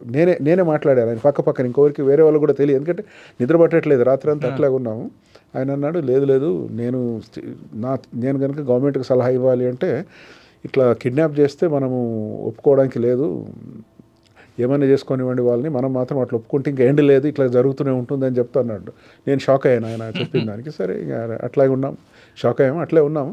నెక్స్ట్ డే మార్నింగ్ ఇంకా వాళ్ళ యూజువల్ గెరిలా టెక్నిక్స్ ప్రకారము ప్లేస్ టు ప్లేస్ మారడము, ఇంకో ప్లేస్ మారడము, అదేదో ఇంత వండుకోవడము, అదేదో తినేసేయడం. ఎంతమంది అండి వాళ్ళు కూడా 8 మెంబర్స్ ఉన్నారు. వాళ్ళు 8 మెంబర్స్. వాళ్ళ దగ్గర వెపన్ ఉంది, మన దగ్గర లేదు. అంతే, వాళ్ళ దగ్గర వెపన్ ఉంది. ఇంకా వాళ్ళు కూడా సర్ప్రైజ్ అయ్యారు. మీరు అంతా చాలా మేము భయపడ్డట్టుగా ఏదో ఏడ్చినట్టుగా ఏమీ లేకుండా అందరు క్యాజువల్గా ఉన్నారు, వాళ్ళతో కూడా జోకులు చేస్తున్నాము అన్నట్టుగా. సో ఆ రోజు మధ్యాహ్నం కూడా భోజనం చేసాము. అంటే అక్కడ నుంచి ఆ ప్లేస్ షిఫ్ట్ చేశారా సార్? ఎవ్రీ 2 గంటలకు ఒకసారి షిఫ్ట్ చేస్తూనే ఉంటారు. ఎవ్రీ 2 గంటలకు, గంట 2 గంటలకు షిఫ్ట్ చేస్తూ ఉంటారు. ఎందుకంటే వాళ్ళ టెక్నిక్స్ వాళ్ళకు ఉంటాయి కదా. ఎవరికైనా తెలియదు, ఒకే ప్లేస్లో ఉండకూడదు. మళ్ళీ ఒక దగ్గర వంట చేసినప్పుడు ఫైర్ ఏదైనా వచ్చిందంటే ఎవరికైనా పొగ అట్లాంటిది తెలిసే ప్రమాదం ఉంటుంది. కాబట్టి వాళ్ళ టిపికల్ గెరిల్లా టెక్నిక్స్. ఎలా ఉండేవారంటే అప్పుడు మరి పొగ రాకుండా? మొత్తం దాని మీద మట్టి పోసేసేసి అక్కడి నుంచి ఇంకొక దగ్గరే తిరిగి ఉండము. బట్ అడవిలో థిక్ ఫారెస్ట్ కదా అది.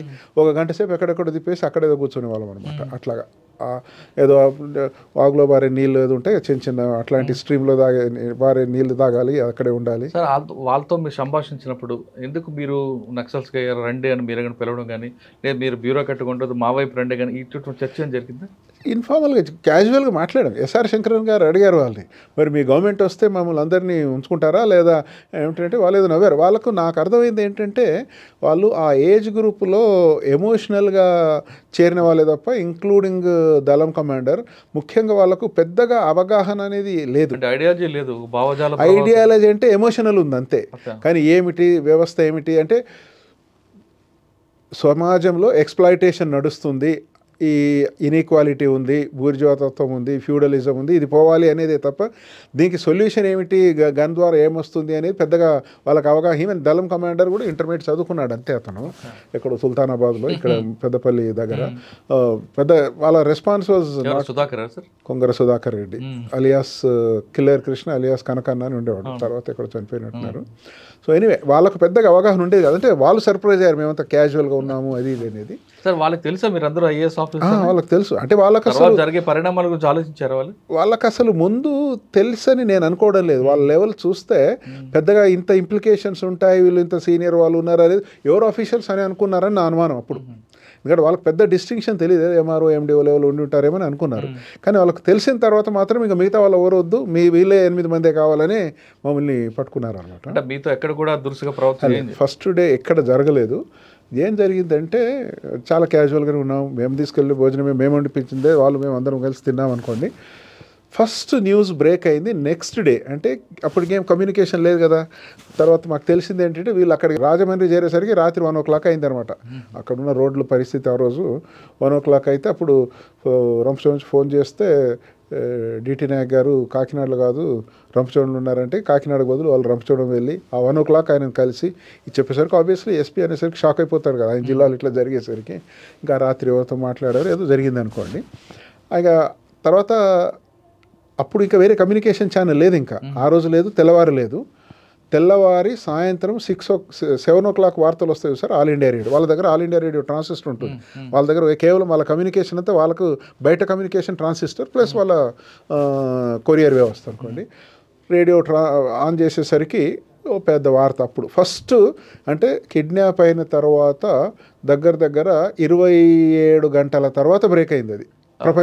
బయట ప్రపంచానికి తెలిసింది. ఇప్పుడు ఇక్కడికి హైదరాబాద్కు అఫీషియల్స్ తెలిసినా వేరే వాళ్ళకి తెలిసే అవకాశం లేదు కదా. ఇప్పటిలాగా సోషల్ మీడియా కానీ ఇంటర్నెట్ కానీ ఏంటి మన శాటిలైట్ టీవీ కానీ ఏమీ లేదు కదా. అప్పుడు ఓన్లీ దూరదర్శన్ ఉండేది, ఇది ఆల్ ఇండియా రేడియో ఉండేది. సో అప్పుడు ఈ కొన్ని స్టేట్ 6 గంటల వార్తల్లో ప్రాంతీయ వార్తల్లో ఫస్ట్ న్యూస్ బ్రేక్ అయింది. 7 గంటలకు మళ్ళీ తెలుగు వార్తలు వచ్చేవి. అప్పుడు ఇంకా సెంట్రల్ గవర్నమెంట్ కూడా ఏదో చిదంబరం గారి కామెంటు స్టేట్మెంటు ఇది అది అనేసరికి ఇప్పుడు బ్లాక్ క్యాట్ కమాండోస్ అని పంపిస్తాం, అప్పటికి 27 గంటలు అయిపోయింది యాక్చువల్గా అనేసరికి అప్పుడు వాళ్ళు కొంత రియాక్ట్ అయ్యారు. వాళ్ళు రియాక్ట్ అయ్యారంటే సీరియస్ వార్నింగ్ ఇచ్చారు. అప్పుడు మీరు ఇప్పుడు వార్తలు విన్న తర్వాత వాళ్ళకు తెలిసింది కదా, మిమ్మల్ని ఇప్పుడు వదిలిపెట్టాం, ఇంకా మీ గవర్నమెంట్ సెంట్రల్ గవర్నమెంట్ అంతా ఏదో పిచ్చి పిచ్చిగా మాట్లాడుతుంది, ఒక్క హెలికాప్టర్ ఎక్కడైనా కనబడింది అంటే ఎయిర్లో మిమ్మల్ని చంపేస్తామన్నారు. అప్పుడు ఫస్ట్ అనమాట అది. ఆ 27 గంటల తర్వాత ఇంకా ఆ రాత్రి వాళ్ళు కొంచెం సీరియస్ అయింది, మేము చెట్టు కట్టేస్తాం అది ఇదేదో అన్నారు కానీ ఏం జరగలేదులేండి. వాళ్ళు కూడా భయపడ్డట్టున్నారు ఏమన్నా అటాక్ అవుతుంది అంటే, ఎట్లా ఉంటుంది కదా, రియాక్షన్ ఉంటుంది కదా.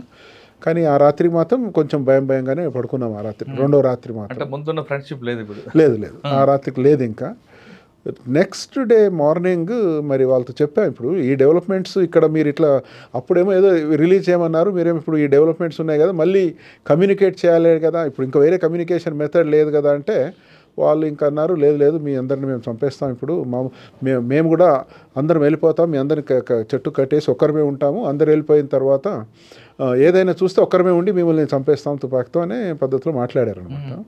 అప్పుడు మీకు ఫేర్ అయ్యలేదు సార్? కొంచెం ఫియర్ ఉండింది ఫ్రాంక్లీ. శంకర్ గారు సార్, ఎస్ఆర్ శంకరన్ గారు ఆయనకు ఏ రకమైన ఫియర్ లేదు. యాక్చువల్గా రెండో రోజు నేను పోలీసులు నేను కొంచెం ఆయనకు బాగా ఫ్యాన్ అనుకోండి, నేను నా క్యారియర్ అవన్నీ కూడా ఆయనకు తెలుసు. ఆయన రాత్రి అంటున్నాడు, నీకు దినంలోనే నువ్వు పోలీసులు ట్రైనింగ్ చేసావు కదా, అవును, వెపన్ ట్రైనింగ్ కూడా చేసావు కదా, అవును, మరి ఏంటి ఈ వెపన్ తీసుకొని వీళ్ళు చంపేసేసి బయటపడవచ్చు కదా అంటున్నాడు. నాకు షాక్ అయింది, ఇదేంటి ఇట్లా అంటున్నారు అని.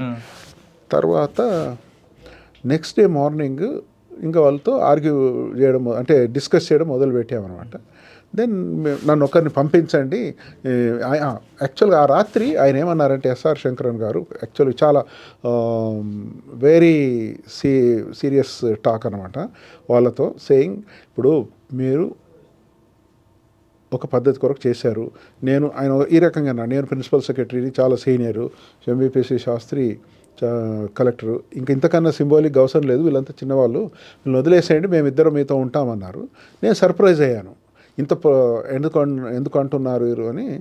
పడుకున్నాక అన్నాను నేను. మళ్ళీ నేను కూడా ఆయన అక్కడ ఎట్లా పడుకున్నాము, ఆయన పక్కన అడిగాను, ఇదేంటి సార్ అందరూ ఉండాలి కదా అంటే ఒక మాట అన్నాడు. అంటే ఎంత ప్రొఫౌండ్ అంటే అతను మహాపురుషుడు అని ఎందుకు అంటున్నానంటే ఆయన ఏమనంటే, నర్సింగ్ ఇగో వీళ్ళు మనల్ని వదిలేరు, స్టేట్ గవర్నమెంట్ నాకు తెలిసినంత వరకు వీళ్ళ డిమాండ్స్కి ఒప్పుకోదు, వీళ్ళు ఎట్లాగా చంపేస్తారు. అసలు రెండో రాత్రి అన్నాడు నాతో, మిడ్ నైట్ అన్నాడు, ఎట్టి పరిస్థితులు వీళ్ళందరినీ చంపేస్తారు, మన అందరం కాకుండా నాకైతే ఎవరు లేరు, నేను ఒక్కడిని. అప్పటికి ఎంబీపీ శాస్త్రి పెళ్ళి కూడా కాలేదు, దో ఈ వాజ్ వెరీ సీనియర్ పర్సన్.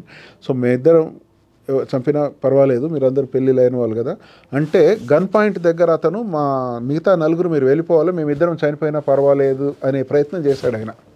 అది యాక్చువల్గా అంత ప్రొఫౌండ్ స్టేట్మెంట్ అనమాట. నేను షాక్ అయ్యాను.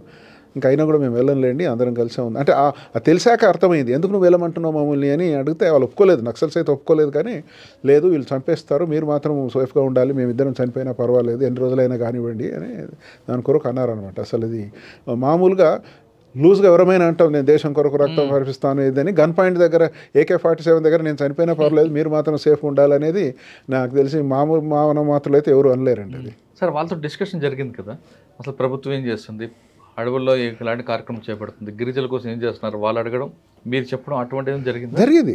సెకండ్ డే కిడ్నాప్ అయిన తెల్లవారి చాలా డీటెయిల్గా ఇది ఇక్కడ జరిగింది, బై అండ్ లార్జ్ ఎవరు very happy, by and large ఇది బాగానే ఉంది, అక్కడ వచ్చిన ప్రాబ్లం ఇక్కడ ప్రాబ్లం ఏదో చెప్పడం మొదలు పెట్టారు, వాళ్ళ నోటీస్కి వచ్చినటువంటివి అంతే, చాలా దేవర్ వెరీ హ్యాపీ. అంటే మా గురించి తెలిసిన తర్వాత వాళ్ళు సర్ప్రైజ్ అయ్యారు. కిడ్నాప్ అయినప్పుడు మా గురించి తెలియదు, తెల్లవారి మేము సీనియర్ ఆఫీసర్స్ అని లేకపోతే వీళ్ళందరూ సిన్సియర్గా చేసే వాళ్ళు ఉన్నారు అనేది వాళ్ళకి తెలిసిన తర్వాత షాక్ అయ్యారు వాళ్ళు. ఇంకా కానీ ఐ థింక్ వాళ్ళ పాలసీ ఏమిటో మనకు తెలియదు, కానీ ఇట్ వాస్ టూ లేట్ అనుకుంటాను. సార్ ఆ 8 మందితో పాటు వేరే వారు యాడ్ అయ్యారా, వాళ్ళే ఉన్నారు, వాళ్ళు మాత్రమే ఉన్నారు. కానీ మీ టీంలో ఒక ఆయన కూడా ఆ భావజాలం ఉన్న వ్యక్తి కూడా ఉన్నారు కదండి. ఉన్నారు, కానీ వాళ్ళకి అవంతా తెలియదండి, వాళ్ళకి అసలు అంతగా తెలియదు. వాళ్ళకు ఆ భావజాలం వ్యక్తి కూడా ఆయన కన్విన్స్ చేయలేదు. అదే మాట్లాడారు ఆయన, మనం అంతా ఇది చేయాలంటే కూడా వాళ్ళకి ఫ్రెండ్లీగా అయ్యారు, కానీ వాళ్ళకు ఆదేశాలు కిడ్నాప్ చేయాలి వాళ్ళు అంత అవగాహన కనబడలేదు నాకైతే. అంటే వాళ్ళు విడిచిపెడితే మిమ్మల్ని విడిచిపెడతారు అంతే, అదొకటే. మరి వాళ్ళకి ఎక్కడి నుంచి వచ్చిందో వీళ్ళ నిర్ణయం అయితే అయ్యిండదు, ఇంకా పైనుండి వచ్చి ఉంటుందని నా అనుమానము. సార్ రెండో రోజు రాత్రి అయిపోయింది. ఇంకా మూడవ రోజు అతి కష్టం మీద ఏమైందంటే, ఇక మళ్ళీ ఇప్పుడు చాలా డెవలప్మెంట్స్ అయినాయి ఇక్కడ, మీరు మమ్మల్ని చంపుతామంటున్నారు, ఈ మెసేజ్ కూడా గవర్నమెంట్కి వెళ్ళాలి కదా. ఇప్పుడు గవర్నమెంట్ ఇంతవరకు ఏం ఒప్పుకున్నారో లేదో తెలియదు, మనకేం తెలియదు, అడవిలో ఉన్నాం మనము, రోజు పొద్దున 6 గంటలకు సాయంత్రం 6 గంటలకు వార్తలు తప్ప ఇంకా మధ్యన ఏం తెలియట్లేదు అంటే, సరే అని మాతో ఇద్దరు ఎవరైతే అటెండర్స్ ఉన్నారో, ఐ థింక్ వాళ్ళిద్దరు ఇద్దరు కూడా బహుశా నాకు ఇప్పుడు గుర్తు రావట్లేదు, కానీ ఆ గుర్తేడు ఆశ్రమ పాఠశాలలో కుక్కు కామాటి టైప్ అనమాట వాళ్ళని పంపించేస్తామని వాళ్ళు అన్నారు. కానీ అది కుదరదు. చాలా ఇంకొక ప్రొఫౌండ్ ఏదంటే, వాళ్ళిద్దరు వెళ్ళమన్నారండి, ఇద్దరు అటెండర్స్, మేము వెళ్ళము, మీతోనే ఉంటాము, ఏదైనా సరే మీతోనే ఉంటాం, మామూలు ఎందుకు మీరు పంపిస్తున్నారు అని ఉన్నారు వాళ్ళు. వాళ్ళు కూడా ఒక ప్రత్యేకం అనమాట. ఎవరైనా అవకాశం వస్తే నేనైతే వెళ్ళిపోదాలే తర్వాత సంగతి చూడొచ్చు అనుకునేది వాళ్ళిద్దరు కూడా వెళ్ళలేదు అసలు. ఇంకా అప్పుడు కన్విన్స్ చేసి రెండో రోజు మధ్యాహ్నం వరకు ఏమైందంటే ఇక ఆఖరకు మీకు జూనియర్ మాత్రమే వదిలిపెడతామంటే అప్పుడు రెండో రోజు అది మూడవ రోజు మధ్యాహ్నము ఇంకా అతి కష్టం మీద నన్ను మళ్ళీ కన్వే చేయాలి కదా, అక్కడ వెళ్ళి అసలు ఏం జరిగింది, డెవలప్మెంట్స్ ఏంటి చెప్పాలి అనడానికి కొంచెం దూరం వచ్చాక అది కళ్ళకు అది గంతలు కట్టేసి వాళ్ళు ఎక్కడో తీసుకొచ్చేసి ఒక దగ్గర వదిలేశారనమాట. ఇక్కడి నుంచి ఇట్లా వెళ్తే మీరు స్ట్రేట్గా వెళ్తే నీకు గుర్తేడు వస్తుందిలే అంటే ఒక గంట సేపు ఎంతనో నడిస్తే నేను గుర్తేడుకు చేరి తర్వాత అక్కడి నుంచి రంపచోడవరం వెళ్ళి అక్కడ ఏదో చెప్తే అప్పటికి గవర్నమెంట్ లెవెల్లో ఒక నిర్ణయం అయిపోయింది. ఐ థింక్ సీఎం లెవెల్లో మీ నిర్ణయం ఏమైందంటే లేదు ఆఫీసర్ సేఫ్గా రావాల్సిందే, అందుకని మీరు ఏమైనా చేయండి, రిలీజ్ అయినా చేయండి అంటే ఇంకా ఒక రోజు లేట్ అయింది. ఎందుకంటే మరి అది జైల్లో ఉన్నారు కదా, వాళ్ళు బెయిల్ అప్లికేషన్ వాళ్ళు మూవ్ చేయాలా, మన తరఫు నుంచి పబ్లిక్ ప్రాసిక్యూటర్ అబ్జెక్షన్ లేదని చెప్పాలా, కోర్టు నుంచి ఆర్డర్ రావాలా, ప్రాసెస్ అదంతా ఉంటుంది కదా. తెల్లారంతా అది టైం పట్టింది అనమాట. నేను రంపచోడవరం నేను గుర్తేడులోనే ఉన్నాను. గుర్తేడు వచ్చి అక్కడి నుంచి కరెక్ట్గా తెలియదు జరిగి ఉంటుందా అంటే వాళ్ళు వార్నింగ్ అయితే ఇచ్చారు. ఈ లోపుగా మేము ఏమైనా మూవ్మెంట్ జరిగితే మాత్రం ముందు మిమ్మల్ని మట్టి కరిపిస్తాము, మిగతా సంగతి మేము చూసుకుంటామన్నారు. నాకు కరెక్ట్గా అయితే తెలియదు చుట్టుపక్కల ఏం జరిగింది. వాళ్ళు కరెక్ట్గా 6 రిలీజ్ చేశారు. ఒక ఇద్దరు నల్లాదిరెడ్డి ఎవరైతే అన్నారో వాళ్ళు బెంగళూరులో ఎక్కడ ఉన్నారు, మన రాష్ట్రంలో లేరు కాబట్టి మన చేతిలో లేదనేది చెప్పి 6 మాత్రం వాళ్ళు రిలీజ్ చేస్తామని గవర్నమెంట్ నిర్ణయం తీసుకున్నాక ఇంకా టైం పడుతుంది కదా ఇక్కడ. అప్పుడు బిఎన్ యుగంధర్ గారు తర్వాత అప్పుడు ఈయన వాళ్ళు కూడా వచ్చేసి ఇంకా నేను గోదావరికి ఎక్స్ప్రెస్ ఎక్కేసి తెల్లవారు రాజమండ్రిలో దిగి అక్కడికి వచ్చారు. 4వ రోజుకి ఇంక వచ్చేసి రంపచోడవరం తీసుకొచ్చినాక పెట్టాక వాళ్ళ వ్యవస్థ ద్వారా వాళ్ళకి తెలిసి ఉంటుంది. అక్కడ నేను వాళ్ళతో మాట్లాడాను, నేను ఒక్కనే ఉన్నాను కాబట్టి వాళ్ళతో కూడా మాట్లాడాను అక్కడ రిలీజ్ అయిన వాళ్ళతో కూడా. వాళ్ళు ఏమంటారండి? వాళ్ళు ఎక్కువగా నోరు ఎప్పట్లేదు, వాళ్ళు ఐడియాలజీ గురించి కానీ దీని గురించి కానీ ఏం మాట్లాడలేదు ఎక్కువగా. మేము కూడా అసలు మనకు 3వ రోజు అయ్యేసరికి మైండ్ కొంచెం డేజ్డ్ కండిషన్లో అయిపోయింది. స్ట్రెస్ కానివ్వండి, పరిస్థితి కానివ్వండి, ఏదో మనం క్యాజువల్గా మాట్లాడే ఇది లేకుండే అనమాట. సార్ 6 విడిచిపెట్టారు కదా బెయిల్ మీద వాళ్ళకి బెయిల్ ఇచ్చారు అంతే. కోర్టులో తీసుకొచ్చారు కదా, కోర్టు నుంచి తీసుకొచ్చారు, అక్కడి నుంచి అడవిలోకి విడిచిపెట్టి తర్వాత మన వాళ్ళని ఇక్కడ తీసుకొచ్చి మనము గుర్తేడులో ఉన్నారు అని వాళ్ళు కన్ఫర్మ్ చేసుకున్న తర్వాత మన వాళ్ళని కూడా అక్కడ దాకా తీసుకొచ్చేసి పోలీసులు ఎవరు లేరు అని నిర్ణయించుకున్న తర్వాత ఆ ఎక్స్చేంజ్కి వాళ్ళు అక్కడ వెళ్ళిపోయారు, మన వాళ్ళు వచ్చేసారు. నేను ఉన్నాను అక్కడ ఉన్నాను. అక్కడ నుంచే కలిసే వచ్చాం, అక్కడి నుంచే అందరు వచ్చిన తర్వాత వెళ్ళిపోయారు, జస్ట్ అడవిలోకి వెళ్ళిపోయారు. ఏదో యూజువల్ వాళ్ళ దీని ప్రకారం వెళ్ళిపోయారు. ఆ రాత్రి ఇంకా మేము అక్కడి నుంచి అందరం కలిసి మళ్ళీ రంపచోడవరం వచ్చేసరికి రాత్రి 11-12 గంటలు అయింది. సో 3 రాత్రులు 3 రోజుల్లో ఇంకా భోజనం సరిగా లేకుండా అడవిలో 3 రోజులు రాత్రులు పగళ్ళు. శంకర్ గారు ఏమన్నారు, రిపోర్ట్ ఏమి ఇచ్చారండి? ఆయనకు ఒక పెద్ద ఎక్స్పీరియన్స్ కదా ఇప్పుడు. అంటే ఆయన బాగా ఎంబరాస్ అయ్యాడు. ఏంటంటే ఇది గవర్నమెంట్కు ఒక రకంగా మేము ఎంబరాస్ కలిగజేసాం, గవర్నమెంట్కి ఎంబరాస్మెంట్ అయింది కదా. ఇంకా రకరకాల థీరీస్ వచ్చినాయి అనుకోండి అప్పుడు. ఇప్పుడు సెంట్రల్ గవర్నమెంట్కు, స్టేట్ గవర్నమెంట్కు, రాజీవ్ గాంధీ గవర్నమెంట్కు, ఎన్టీ రామారావు గవర్నమెంట్కు ఏదో కొంచెం కోల్డ్ వార్ జరిగేది కదా. సో ఇక్కడ కొంతమంది కావాలని చేశారు, ఆల్ ఇండియా సర్వీస్ ఆఫీసర్స్ అని, ఇంకొకటి లేదు ఎస్ఆర్ శంకరన్ స్వతహాగా నక్సల్ లాంటి వాడు కాబట్టి ఆయన ఏదో చేశారని, అన్నీ పూర్తిగా శుద్ధ అబద్ధం అనమాట. ఈ గవర్నమెంట్కి సంబంధం లేదు, ఆ గవర్నమెంట్కి సంబంధం లేదు, పొలిటిక్స్ సంబంధం లేదు, ఏది లేదు. బిజినెస్ యాజ్ యూజువల్గా వెళ్ళినప్పుడు వాళ్ళు ఇట్లా ఎరవేసి ఉన్నారు అనేది ఎవరికి ఐడియా లేదు, ఇంటెలిజెన్స్కి కానీ మాకు కానీ ఎవరికి ఐడియా లేదు. అక్కడ మూమెంట్ ఉంది, దళం ఉంది, వెళ్ళొద్దు అని చెప్పినా వెళ్ళారనేది ఒక అది పూర్తిగా తప్పండి. దళంస్ అక్కడ ఉండేవి కానీ మాకెప్పుడు తారసపడలేదు. చాలాసార్లు అనేవాళ్ళు, మనం మీటింగ్ అది పెట్టి, నేను అంతకుముందు అక్కడనే ఉన్నాను కదా, 3-4 నెలలుగా ఉన్నాను, ఇందులో ఉన్నారు అని ఎవరో తర్వాత అనేవాళ్ళు. మీరు పెట్టిన మీటింగ్లో ఎవరో ఉన్నారు, కూర్చున్నారు, మాట్లాడంటే వాళ్ళు ఏమి ఆలివ్ గ్రీన్ యూనిఫామ్తో రారు కదా, అందరు వాళ్ళతో వస్తారు, మనకేం తెలియదు కదా అని వినేవాడిని. కానీ ఎప్పుడు ఇట్లాంటిది జరగాల, అదంతా పూర్తిగా అబద్ధం. అది కావాలని కానీ లేకపోతే ఇంకొకటి కానీ అన్ని అబద్ధాలే, జస్ట్ కోయిన్సిడెన్స్ అంతే. ఆ రోజు అక్కడ వెళ్ళడము కోయిన్సిడెన్స్. సార్ అక్కడ నుండి ఎక్కడికి వచ్చారు? అప్పటికి ట్రైనింగ్ అయిపోయిన తర్వాత ఇంకా మిగతా పూర్తిగా ట్రైనింగ్ పూర్తి చేసిన తర్వాత ఒకసారి ఎన్టీ రామారావు గారు కాకినాడ వచ్చారు సీఎం. నెక్స్ట్ ఒక 2-3 months తర్వాత ఎర్లీ మార్నింగ్ 4 గంటలకు పిలిచారు మమ్మల్ని. కలెక్టరేట్లో ఉంటారు, బట్ మేము అయిన వాళ్ళందరినీ పిలిచాక ఆయన మేమేం మాట్లాడలేదు, నమస్కారం పెట్టాక లేదు అది ఈ వదంతులన్నీ ఏమి నమ్మకూడదు, నాకు మీ మీద పూర్తిగా నమ్మకం ఉంది, మీరు ఏదో కమిట్మెంట్తో పనిచేస్తున్నారు, అందుకనే గవర్నమెంట్ ఎట్టి పరిస్థితుల్లో మీ సేఫ్టీ ఉండాలని, ఎంబరాసింగ్ ఉన్నా కూడా అది చేసాం అది ఇదని బాగానే పాపం చాలా ఎంకరేజింగ్గా మాట్లాడారు. ఈ వదంతులు రూమర్స్ అవన్నీ సంబంధం లేదు మనకు అనే పద్ధతిలో. అక్కడ ట్రైనింగ్ పూర్తి చేశాక మళ్ళీ మసూరి వెళ్ళి కంప్లీట్ అయిన తర్వాత ఈస్ట్ గోదావరి నుంచి ఇంకా నూజివీడు, కృష్ణా జిల్లా నూజివీడులో సబ్ కలెక్టర్ వేశారు. అక్కడ పనిచేశాను. అక్కడ ఎంతకాలం చేశారు? అక్కడ 1 year 6 months చేశాను. ఏదో కొంచెం గవర్నమెంట్ చేంజ్ అయిన తర్వాత కొంచెం పొలిటికల్గా ఏదో రకరకాల మనకు సంబంధం లేకున్నా కూడా ఉంటాయి కదా, సో దాంతో అక్కడి నుంచి మళ్ళీ ట్రాన్స్ఫర్ చేస్తే నేను పాడేరు వెళ్ళాను. సార్ నూజివీడులో మీ అచీవ్మెంట్ ఏముంది? నూజివీడులో మనం అచీవ్మెంట్స్ అంటే అండి, జనరల్గా గ్రాస్ రూట్ లెవెల్ అడ్మినిస్ట్రేషన్లో ఎంతవరకు స్ట్రీమ్ లైన్ చేయగలము, రెవెన్యూ సిస్టమ్ కానీ సివిల్ సప్లై సిస్టమ్ కానీ ఇవన్నీ మనం చాలా వరకు ప్రయత్నం చేసి ఒక సిస్టమ్స్ అయితే ఏర్పరిచాము. ఇంకా చిన్న అచీవ్మెంట్స్ అంటే అవి పెద్ద అచీవ్మెంట్స్ అనను, కానీ చాలా సిగ్నిఫికెంట్ అచీవ్మెంట్స్. ఇప్పుడు ఫస్ట్ నేను చేరిన రోజు మా కలెక్టర్ గారు చెప్పారు, ఏది రాజేష్ భట్టాచార్య అని కలెక్టర్ ఉండేవారు. ఉయ్యూరులో గందరగోళం ఉండేదనమాట. ఉయ్యూరులో షుగర్ ఫ్యాక్టరీ ఒక 4 నెలలు ఊరంతా క్లాగ్ అయిపోయేదనమాట. అది మెయిన్ బందర్ రోడ్డు కదా, విజయవాడ నుంచి బందర్ వెళ్ళే రోడ్డు. ఆ షుగర్ ఫ్యాక్టరీ టైంలో ఈ బండ్లు ట్రాక్టర్లు ఊరంతా బ్లాక్ అయిపోయేది. ఆయన ఒకటే చెప్పాడు, నేను చేరిన రోజు విజయవాడలో కలిస్తే నర్సింగ్, నేను ఇంతకుముందు నీ 2 ప్రెడిసెసర్కి చెప్పాను, పేర్లు అక్కర్లేదు కానీ, ఇది ఇట్స్ ఎ షేమ్ మనకి, దీన్ని మనం సార్ట్అవుట్ చేయకపోతే ఎంత చేయలేదు వాళ్ళు, నువ్వు hope you will do it అన్నాడు ఆయన. ఫస్ట్ ఒక ఇంపార్టెంట్ చెప్పాడు.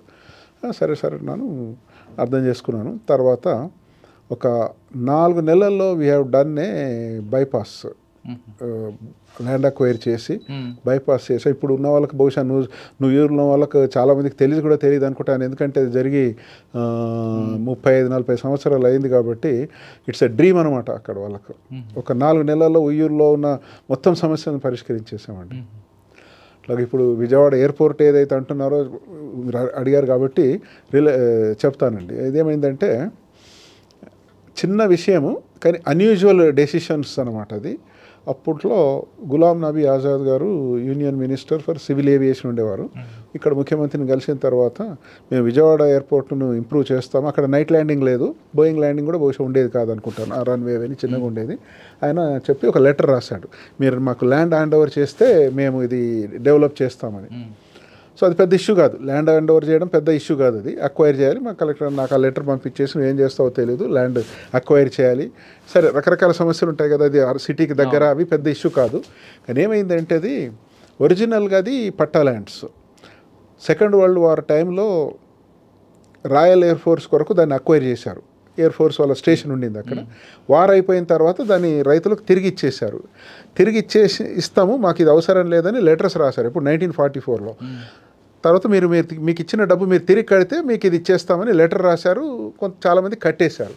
అన్ఫార్చునేట్లీ దాని తర్వాత వీళ్ళు ఆ ల్యాండ్స్ను వాళ్ళ పేరు మీద అమలు చేసుకోలేదు. వాళ్ళు ఏమనుకున్నారంటే డబ్బు కట్టేస్తాం, అది ఎక్కడో మెడ్రాస్లో ఉండేదట ఆఫీస్, అది ఆ బ్రిటిష్ డేస్లో వరల్డ్ వార్ టైంలో డబ్బు కట్టేశారు. వాళ్ళ దగ్గర చాలామంది దగ్గర రిటర్న్ ఇచ్చినట్టుగా లెటర్ ఉంది, అంటే తీసుకోండి అనే లెటర్ ఉంది, కానీ ఇచ్చినట్టుగా వీళ్ళ పేరు మీద ల్యాండ్ రికార్డ్స్ లేదు.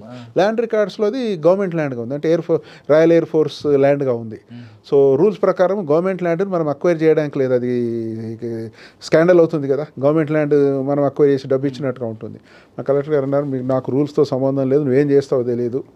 కానీ ఆయన మాత్రం అప్రూవ్ చేయలే, ఏది అప్రూవ్ చేయలే, నీ ఫెనరల్ అన్నట్టుగానే వదిలేశాడు. నేను ఈ రోజుల్లో బహుశా ఎవరు చేయరు, నేను కూడా చేసేవాడిని కాదనుకుంటాను.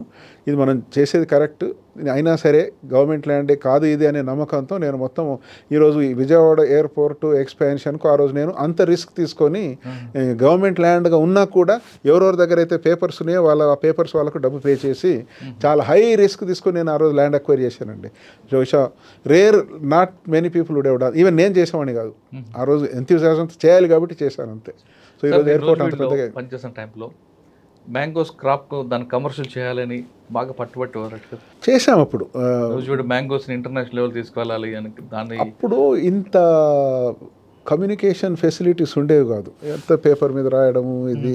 అప్పుడే మెయిన్ ఈ ఆయిల్ పామ్ అనేది ఇంట్రడ్యూస్ అయింది. చాలా విగరస్గా ప్రమోట్ చేసాం అప్పుడు ఆయిల్ పామ్ కానీ ఈ మ్యాంగోస్ మార్కెటింగ్ దాని మీద కూడా వీలైనంత వరకు చేసాం. కాకపోతే ఇంపాక్ట్ ఏంటంటే అది లాంగ్ టర్మ్లో వస్తుంది కదా. కాకపోతే న్యూజిలాండ్ మ్యాంగోస్ అప్పటికే పాపులర్, కానీ కొంత నెట్వర్కింగ్ ఈ మార్కెట్ నెట్వర్క్ అనేది వీలైనంత ప్రయత్నం చేసాం. మార్కెట్ నెట్వర్క్ కాకుండా ఒక రేటు, దానికి ఒక బ్రాండ్, దానికి ఒక గుడౌన్లు ఇవన్నీ పెట్టాలి, కమర్షియల్ చేయాలని అప్పుడు యాక్చువల్గా వారు అప్పుడు ఆ సలహా ఏవిఎస్ రెడ్డి గారు ఇచ్చారండి. ఎందుకంటే అంతకుముందు ఆయన అప్పుడు పనిచేశారు.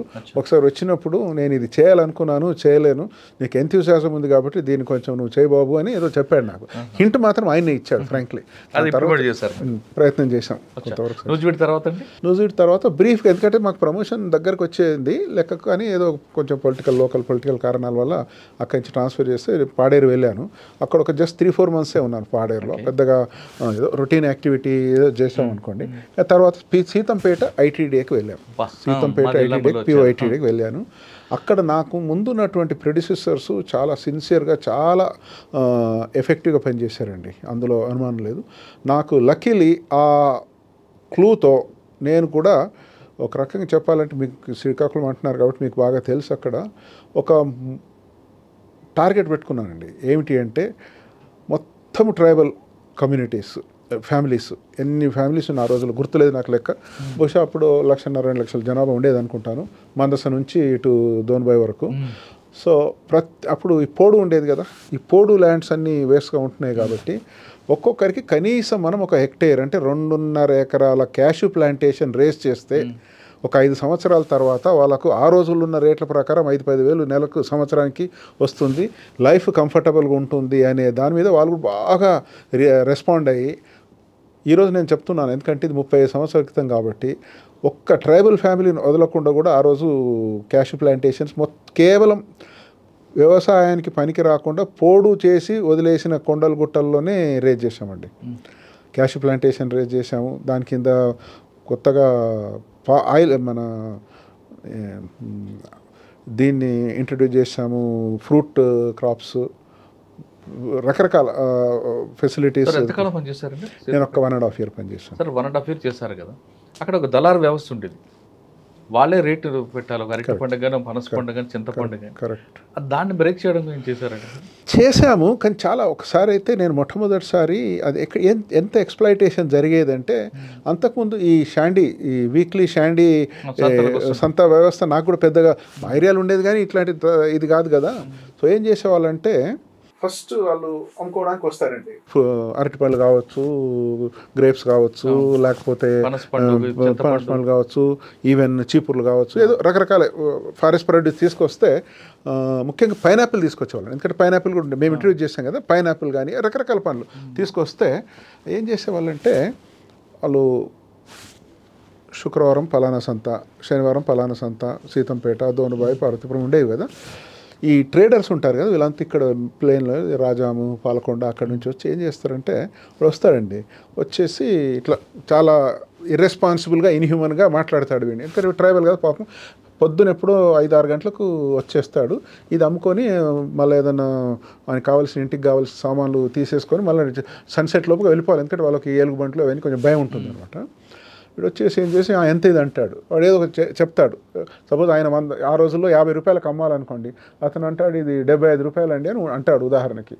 అంటాడు చాలా అంటే అనాగరికంగా తిడతాడు అనమాట. నీ ముఖం చూసావా, 75 రూపాయలు చూసావా ఇదని, ఇది లేదు అది ఇదని, లేదు 30-40 ఏదో ఒక రేటుకి అడుగుతాడు. అడిగి కాదంటే ఏం చేస్తాడంటే, ఒక ఆ రోజుల్లో ₹2, ₹5 దాని మీద పెట్టి చింతే రేట్ అంటాడు వాడు అని వెళ్ళిపోతాడు. ఇవన్నీ నేను అంటాడు వాడు, ఇతను వెళ్ళిపోతాడు అక్కడి నుంచి. ఆయన ఇవను అనకుండా ₹5, ₹2 అక్కడే అట్లే ఉంటుంది. అది ఉన్నంతకాలం అతను ఇంకోరికి మళ్ళీ బేరం ఆడడానికి లేదు. ఈ లోపుగా 1 o'clock వరకు అందరు వెళ్ళిపోతుంటారు. అప్పుడు వచ్చేసరికి ఇప్పుడు ఇతను తీసుకున్నాక కొనేవాళ్ళు కూడా ఎవరు ఉండరు. ఈ రకంగా వాడిని సెంటిమెంట్ని ఎక్స్ప్లాయిట్ చేసి ఇంకా వీటికి అయ్యో మొర అని ఇతనికి అడిగిన రేటుకే ఇచ్చి వెళ్ళిపోవాలి. ఎందుకంటే అతను తీసుకుపోలేడు, తిరిగి కొండలని ఎక్కి పోవాలి, డబ్బు కూడా అవసరం ఉంది, అంత ఎక్స్ప్లాయిట్ చేసేవాళ్ళు అనమాట. సార్ అదొకటే కాకుండా బార్టర్ సిస్టమ్ కూడా ఉండేది. బార్టర్ సిస్టమ్ కొంచెం ఉండేది. బార్టర్ సిస్టమ్ సంతలో ఉండేది కాదు, ఊర్లలో ఉండేది. సో వీళ్ళు ఏం చేస్తారు, పిల్లలకు, ఆడవాళ్ళకు, లేకపోతే ఇట్లాంటి అవసరాలు ఉంటాయి కదా, ఏది మేకప్ ఐటమ్స్ కానీ, బిస్కెట్స్ కానీ, లేకపోతే చిన్న చిన్న హౌస్ హోల్డ్ ఉంటాయి కదా, వీళ్ళు తీసుకెళ్ళి ఊర్లోకి పోయి ముఖ్యంగా మగవాళ్ళంతా బయట ఉన్నప్పుడు వీళ్ళకి పెట్టి అట్రాక్టివ్గా చూపించేసి దానికి బదులుగా ముఖ్యంగా చాలా వాల్యుబుల్ ఉండేది ఏమిటంటే పసుపు అండి.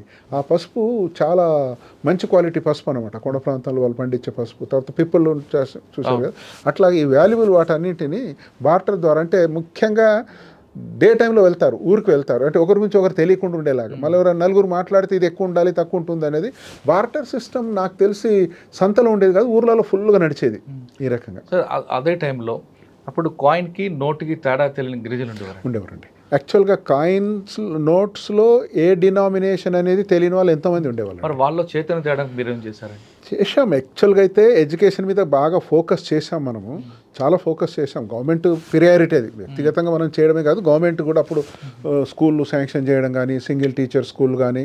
కాకపోతే అమలు వీలైనంత పకడ్బందీగా చేయాలనే ప్రయత్నం రాత్రింబగళ్ళు గ్రామాల్లోనే ఉండి చేసేవాళ్ళం అనుకోండి. ఆబ్వియస్లీ ఇది సెంచరీస్గా ఉన్నటువంటి హిస్టారికల్ రాడీల్ కాబట్టి ఇంప్రూవ్మెంట్ గ్రాడ్యువల్గా వస్తుంది కదా, వెంటనే రాదు కదా. అది మాత్రం కరెక్ట్. చాలామందికి ముఖ్యంగా ప్రిమిటివ్ ట్రైబల్స్ ఎవరైతే ఉంటారో, సవర్లు అని ఉంటారు కదా, అక్కడ సవర్ కానీ, ఇక్కడ పాడేరులో కోండ్స్ అని ఉంటారు, కోండ్ అంటారు, కోండ్ అని, లేకపోతే కొటియా అని ఉంటారు కదా, వాళ్ళకు మాత్రము చాలామందికి ఈ డినామినేషన్స్లో తేడా తెలిసేది. 5 రూపాయల 10 రూపాయల ఎంత చెప్తే అంతే ఉండేవాళ్ళు. ఆ రకంగా ఎక్స్ప్లాయిటేషన్ జరిగేది. గ్రాడ్యువల్గా తగ్గింది మెల్లమెల్లగా. నేను ఇంకా ఈస్టర్న్ ఘాట్స్లో నేను విశాఖపట్నం కలెక్టర్గా వెళ్ళిపోయిన తర్వాత ఇంకా మళ్ళీ ట్రాన్స్ఫర్ అయిన తర్వాత మళ్ళీ వెళ్ళలేదనుకోండి అక్కడ అవకాశం. సీతంపేట తర్వాత నేను ఒక 3 months హైదరాబాద్లో పనిచేశాక మళ్ళీ పాడేరు వెళ్ళాను. పాడేరు ఐటీడీకి వెళ్ళాను. సేమ్ ఇంకా చాలా పెద్దదనమాట ఇది. పాడేరు అప్పుడున్న ఐటీడీ అన్నిటికన్నా పెద్ద ITD in terms of area and population. So పాడేరులో చేశాక ఒక 1.5 year చేసినప్పుడు ఏదో పొలిటికల్ రీజన్స్ చెప్పాను కదా, ఏదో కారణంతో ట్రాన్స్ఫర్ చేశాను. ఎందుకంటే పొలిటికల్ ఇష్యూస్ వస్తుంటాయి అక్కడ. ఏం లేదండి, అక్కడ కొంచెము ఈ నెక్సస్, ఈ కొంత మంది ఆఫీసర్లు, ముఖ్యంగా ఈ సివిల్ వర్క్స్లో ఈ కాంట్రాక్టర్లు, ఈ గ్రాస్ రూట్ లెవెల్ ఉన్న ఆఫీసర్ నెక్సస్తో పనుల క్వాలిటీ జరగకపోవడము, కొంచెం కరప్ట్ ప్రాక్టీసెస్ ఎక్కువ ఉండడము. ముఖ్యంగా అది కూడా అన్నిటికన్నా చాలా బాధ ఎక్కడ వేసేదంటే, ఎవరో కాంట్రాక్టర్ చెప్తే చేయడం తప్ప ప్రజల అవసరాల కొరకు అక్కడ రోడ్డు కానీ, చెక్ డ్యామ్ కానీ, ఇంకొకటి కానీ ప్రజల అవసరాల కొరకు కాకుండా ఏదో రోడ్ సైడ్ ఏదో బడ్జెట్ వచ్చింది కదా అని చేయడం అనే దాని మీద నేను కొంచెం టఫ్ యాక్షన్ తీసుకుంటుంటే, సరే చాలా టఫ్ యాక్షన్ తీసుకుంటే దాంతో ఇంకా వాళ్ళు అప్సెట్ అయ్యారో ఏమయ్యారో కొంచెం పొలిటిసైజ్ చేశారు. సార్ అప్పుడు నక్సల్ మూవ్మెంట్ కూడా బాగానే ఉండేది. నక్సల్ మూవ్మెంట్ కూడా బాగానే ఉండేది. యాక్చువల్గా అయితే అప్పట్లో నాకు అనుభవం చెప్తాను. నేను అక్కడ కూడా సరే ఒకసారి కిడ్నాప్ అయినా కూడా మనం ఏముందిలేండి అని చాలా ఫ్రీక్వెంట్గా ట్రావెల్ చేసేవాడిని గ్రామాలకు. ఒక్కొక్క రోజు ఇట్లా మీరు ఇప్పుడు మాడుగుల దగ్గర జీప్ వదిలేసేసి, మాడుగుల దగ్గర జీప్ వదిలేసేసి ఎక్కడో వేతిలే అన్నంత తిరిగి 2 రోజులు అక్కడే ఉండి, రాత్రి అక్కడే ఉండి అట్లా తిరిగేవాళ్ళం అనుకోండి. చాలామంది చేసేవాళ్ళు, మేము కూడా చేసేవాళ్ళం. కనబడలే. కానీ నాకు ఒకటి ఏమొచ్చిందంటే, అప్పుడు మెల్లగా కొరియర్ ద్వారా నాకు లెటర్స్ పంపించేవాళ్ళు. మీరు ఇష్టం వచ్చినట్టు తిరుగుతున్నారు ఇక్కడ అక్కడ, ఈ ఏరియాలో మాకు ఈ టైంలో మేము ఏదో యాక్షన్ ప్లాన్ చేస్తున్నాం, ఈ పీరియడ్లో మీరు రాకూడదు, అట్లాగా మనకు వచ్చేవి. ఇది అట్లాంటివి వచ్చేవి. అవి కూడా మనం జనరల్గా పోలీసులకు చెప్పి మీరు కూడా జాగ్రత్త ఉండండి బాబు, మీ ప్లాన్ మీరు చేసుకోండి. నాకు కనీసం ఒక 7-8 సార్లు అట్లాంటి కాషన్ అంటే మన మీద లైక్తో అనుకోండి, సేఫ్టీ ముఖ్యమన్నట్టుగానే రాసేవాళ్ళు. పాడేరులోనే. సీతంపేటలో అప్పుడు నక్సల్స్ ఎక్కువగా లేకుండా ఒక అసిస్టెంట్ డైరెక్టర్ కిడ్నాప్ కూడా చేశారు. అప్పుడు చేసి మళ్ళీ తెల్లారి వదిలేశారు అనుకోండి. అది కొంచెం క్యాజువల్గా జరిగింది. ఆ నాగవల్లి సైడ్ ఉంది. బట్ మేమైతే రాత్రి పగలు ఊర్లలో పడుకునేవాళ్ళము. చాలా బాగుంటుంది పాడేరు. ఇంకా పాడేరులో చేసాం, ఏదో ఒక ప్రయత్నం చేసాం. తర్వాత అక్కడి నుంచి ఇది ట్రాన్స్ఫర్ చేస్తే మహబూబ్ నగర్లో జాయింట్ కలెక్టర్గా వేశారు. అక్కడ ఒక 1 year చేశాక అక్కడి నుంచి చిత్తూరు జాయింట్ కలెక్టర్ పనిచేశాను ఒక 1 year.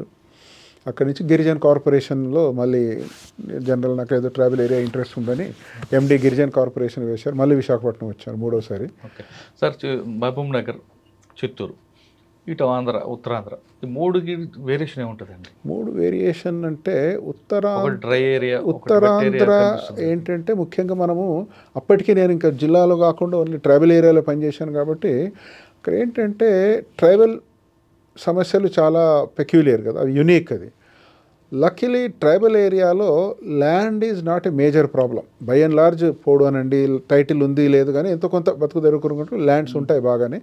కానీ కమ్యూనికేషన్ లేక, అంటే రోడ్లు కమ్యూనికేషన్ లేక, తర్వాత మార్కెట్ ఫెసిలిటీస్ సరిగా లేక, తర్వాత వాళ్ళకు ఇన్పుట్స్ సరిగా లేక, ట్రైనింగ్, తర్వాత రిస్క్ టేకింగ్ ఎబిలిటీ లేక, పాత పద్ధతులు ఏదో కొంచెం ప్రయత్నం చేశాం మార్చాలి అనే దాని మీద ఎంతో కొంత ఇంటెన్సిఫై చేస్తేనే కదా ఈ అగ్రికల్చర్ ఇంటెన్సిఫికేషన్. అది ప్యూర్ సబ్సిస్టెన్స్ అగ్రికల్చర్ అంతే వాళ్ళకు. అంటే ఇప్పుడు మీరు ట్రైబల్ ఏరియాలో మీరు చూస్తే పాపం అప్పుడు ఈవెన్ 80s కూడా, ఇప్పుడు మారిపోయింది అనుకోండి, వాళ్ళకు కొంత పీరియడ్లో తినడానికి తిండి ఉండేది కాదు. ఈ మనం ఇచ్చే పీడిఎస్ ద్వారా వచ్చేటివి కూడా సరిపోయేది కాదు, కొంతమందికి అందేది కాదు. మనం ఏదో ప్రయత్నం చేసి అందేయడం చాలా వరకు అందేది, కానీ సరిపోయేది కాదు అనమాట. ఆ రోజుల్లో మనిషికి 2-3 కిలోలు 4 కిలోలు ఇస్తే సరిపోయేది కాదు కదా నెలంతా. సామాన్లు అనేది పండిస్తారు వాళ్ళు. సెప్టెంబర్ వరకు కొంత సఫర్ అయ్యేవాళ్ళు అనమాట. అది చాలా ప్రిమిటివ్ ట్రైబల్. ఇక్కడ తెలంగాణ మహబూబ్ నగర్ చూస్తే మహబూబ్ నగర్లో అప్పుడు మెయిన్ మహబూబ్ నగర్లో వెనుకబడిన ప్రాంతం కదా, మేజర్ ప్రాబ్లం అప్పట్లో ఉండేది ఈ పాలమూరు లేబరు మైగ్రేషన్ అండి. మీరు నవంబర్ దీపావళి దాటిన తర్వాత ఒక తాండూర్ రైల్వే స్టేషన్, తాండూర్ అనేది రంగారెడ్డిలో వచ్చినా కూడా చూస్తే 100,000 మంది మహబూబ్ నగర్ జిల్లా నుంచి ట్రైన్ ఎక్కేసి బాంబేకు, షోలాపూరు, పూణే, దేశమంతా వెళ్ళిపోయేవాళ్ళు. ఎందుకంటే రిసోర్సెస్ సరిగా లేక, డ్రై ఏరియా, పండితే పండుద్ది లేకుంటే పండదు. ఇప్పుడు ముఖ్యంగా వీకర్ సెక్షన్స్కి బావులు అవి లేకపోవడం. ఇప్పుడు చాలా మారిపోయింది అనుకో, అప్పటికిప్పుడు వే డిఫరెంట్. ఎందుకంటే ప్రాజెక్ట్స్ వచ్చినాయి, లిఫ్ట్ ఇరిగేషన్ ప్రాజెక్ట్స్ వచ్చినాయి. ఇప్పుడు మైగ్రేషన్ అనేది మొత్తం పోయింది అనుకోండి. చిత్తూరు వేరండి. చిత్తూరు నా అండర్స్టాండింగ్లో Chittoor farmers irrespective of the communities మంచి ఎంటర్ప్రైజింగ్ ఫార్మర్స్ అండి. టిపికల్ తమిళనాడులో, నేను నాకు కొంత తమిళనాడులో కూడా అనుభవం ఉంది కాబట్టి ఆ తమిళ ఇన్ఫ్లుయెన్స్ అనుకోండి, చాలా ఎంటర్ప్రైజింగ్ ఫార్మర్స్. అక్కడ కూడా రిసోర్స్ ప్రాబ్లమ్స్ ఉన్నా కూడా, అంటే మీరు కుప్పం ఆ బోర్డర్ చెప్తున్నారా, మొత్తం ఈవెన్ ఈస్టర్న్ చిత్తూరులో కూడా, ఈవెన్ రైట్ చిత్తూరు కానీ ఇటు చంద్రగిరి వరకు కూడా చాలా హార్డ్ వర్క్ చేస్తారండి. తర్వాత ఎంత చిన్న ఆపర్చునిటీ ఉన్నా దాన్ని ఉపయోగించుకుంటారండి, ఎక్స్ప్లాయిట్ చేస్తారండి. అది తమిళనాడులో మీరు చాలా చూస్తారు. అదే ఇక్కడ ఇన్ఫ్లుయెన్స్. ఇప్పుడు ఏమీ లేని వాళ్ళు, ఉదాహరణకు చిత్తూరు మీకు తెలుసు, ఆ రోజుల్లో 2.5 లక్షల లీటర్ల పాలు మొత్తం రాష్ట్రంలో వచ్చే దాంట్లో 25% వచ్చేది. డైలీ 2.5 లక్షల లీటర్లు. బీద వాళ్ళు కూడా, ఏబుల్ బాడీడ్ వాళ్ళు ఏదో పనులు చేసుకోవడానికి వెళ్తే ఇంట్లో ఉన్న ముసలాయన కానీ ముసలామె కానీ కూడా ఇంటికి ఒక హెచ్ఎఫ్ జెర్సీ కౌ పెట్టుకొని దాన్ని కట్టేసి ఎక్కడైతే పచ్చ కనబడితే అక్కడ మేపుకొని అట్లా వచ్చేసేసి రోజుకి 5-10 లీటర్ల పాలు తీసేవాళ్ళనమాట. అంత ఎంటర్ప్రైజింగ్, అంత హార్డ్ వర్క్ చేసేవాళ్ళు.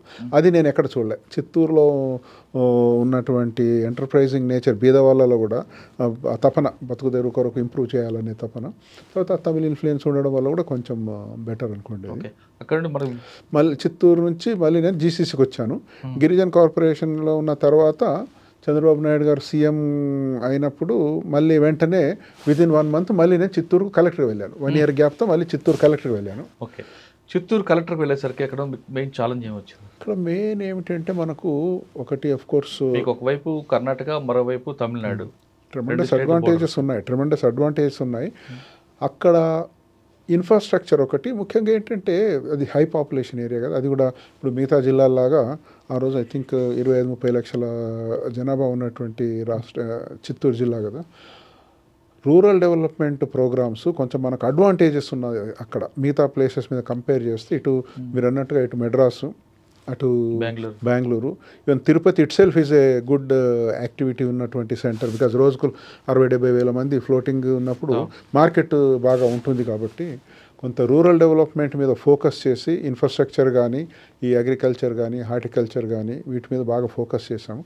ముఖ్యంగా అప్పుడు సీఎం గారి సపోర్ట్తో నేనే కొంత ఇనిషియేటివ్ కూడా నేను కూడా తీసుకొని, ఈరోజు మీరు తిరుపతిలో చూస్తున్నటువంటి అండర్ గ్రౌండ్ డ్రైనేజ్ యాక్చువల్గా హైదరాబాద్ తర్వాత ఓన్లీ తిరుపతిలోనేనండి. గవర్నమెంట్ దగ్గర డబ్బు లేనప్పుడు చాలా పోట్లాడి అప్పుడు ఈ టీటీడీ డబ్బులతో తిరుపతిలో అండర్ గ్రౌండ్ డ్రైనేజ్ కానీ, తర్వాత రోడ్స్ వైడనింగ్ అవన్నీ జరగడం కానీ, ఈవెన్ డ్రింకింగ్ వాటర్, అసలు తెలుగంగ వాటర్ దీనికి లేకుండే కదా. అప్పుడు తిరుపతిలో drinking water was a major problem కదా. అప్పుడు కండలేరు రిజర్వాయర్ నుంచి ఎక్స్క్లూజివ్గా తీసుకురావడం, తిరుపతికి పెద్ద ఫేస్ లిఫ్ట్ ఆ టైంలో వచ్చింది. మనం ఒక్కరిని చేశామనేది కాదు, గవర్నమెంట్ ప్రియారిటీ ఉండింది. కానీ గవర్నమెంట్ డబ్బులు లేకుండా టీటీడీ డబ్బులను వాడి ఆ రోజు తిరుపతికి మంచి, మీరు చూస్తున్నటువంటి ఏవి లేవు ఆ రోజుల్లో. మీరు రైల్వే స్టేషన్కి వెళ్తే గాంధీ రోడ్ ఎట్లా ఉండేది మీకు తెలుసు ఆ రోజుల్లో. అది తిరుపతి మీద మాత్రం, ఎందుకంటే అది ఇంపార్టెంట్. ఒకటేమో కమర్షియల్ యాక్టివిటీ, రెండోది ఊర్లో అది ఎంతోమందికి ఎంప్లాయ్మెంట్ ప్రొవైడ్ చేస్తుంది. మరి వచ్చిన పిలిగ్రిమ్స్ కూడా ఫెసిలిటీస్ ఉండాలి అనే దాని కొరకు. సార్, అది కాకుండా తిరుపతిలో ఉమెన్ ఎంపవర్మెంట్ మీద కానీ, లేదంటే యూత్ స్కిల్ డెవలప్మెంట్ మీద కానీ మీ ఫోకస్ ఏంటి? చిత్తూరులో అంతకుముందు ముఖ్యంగా ఎన్జిఓలు కానివ్వండి, లేకపోతే పొలిటికల్గా బాగా కాన్షియస్నెస్ ఉన్నటువంటి ప్లేస్.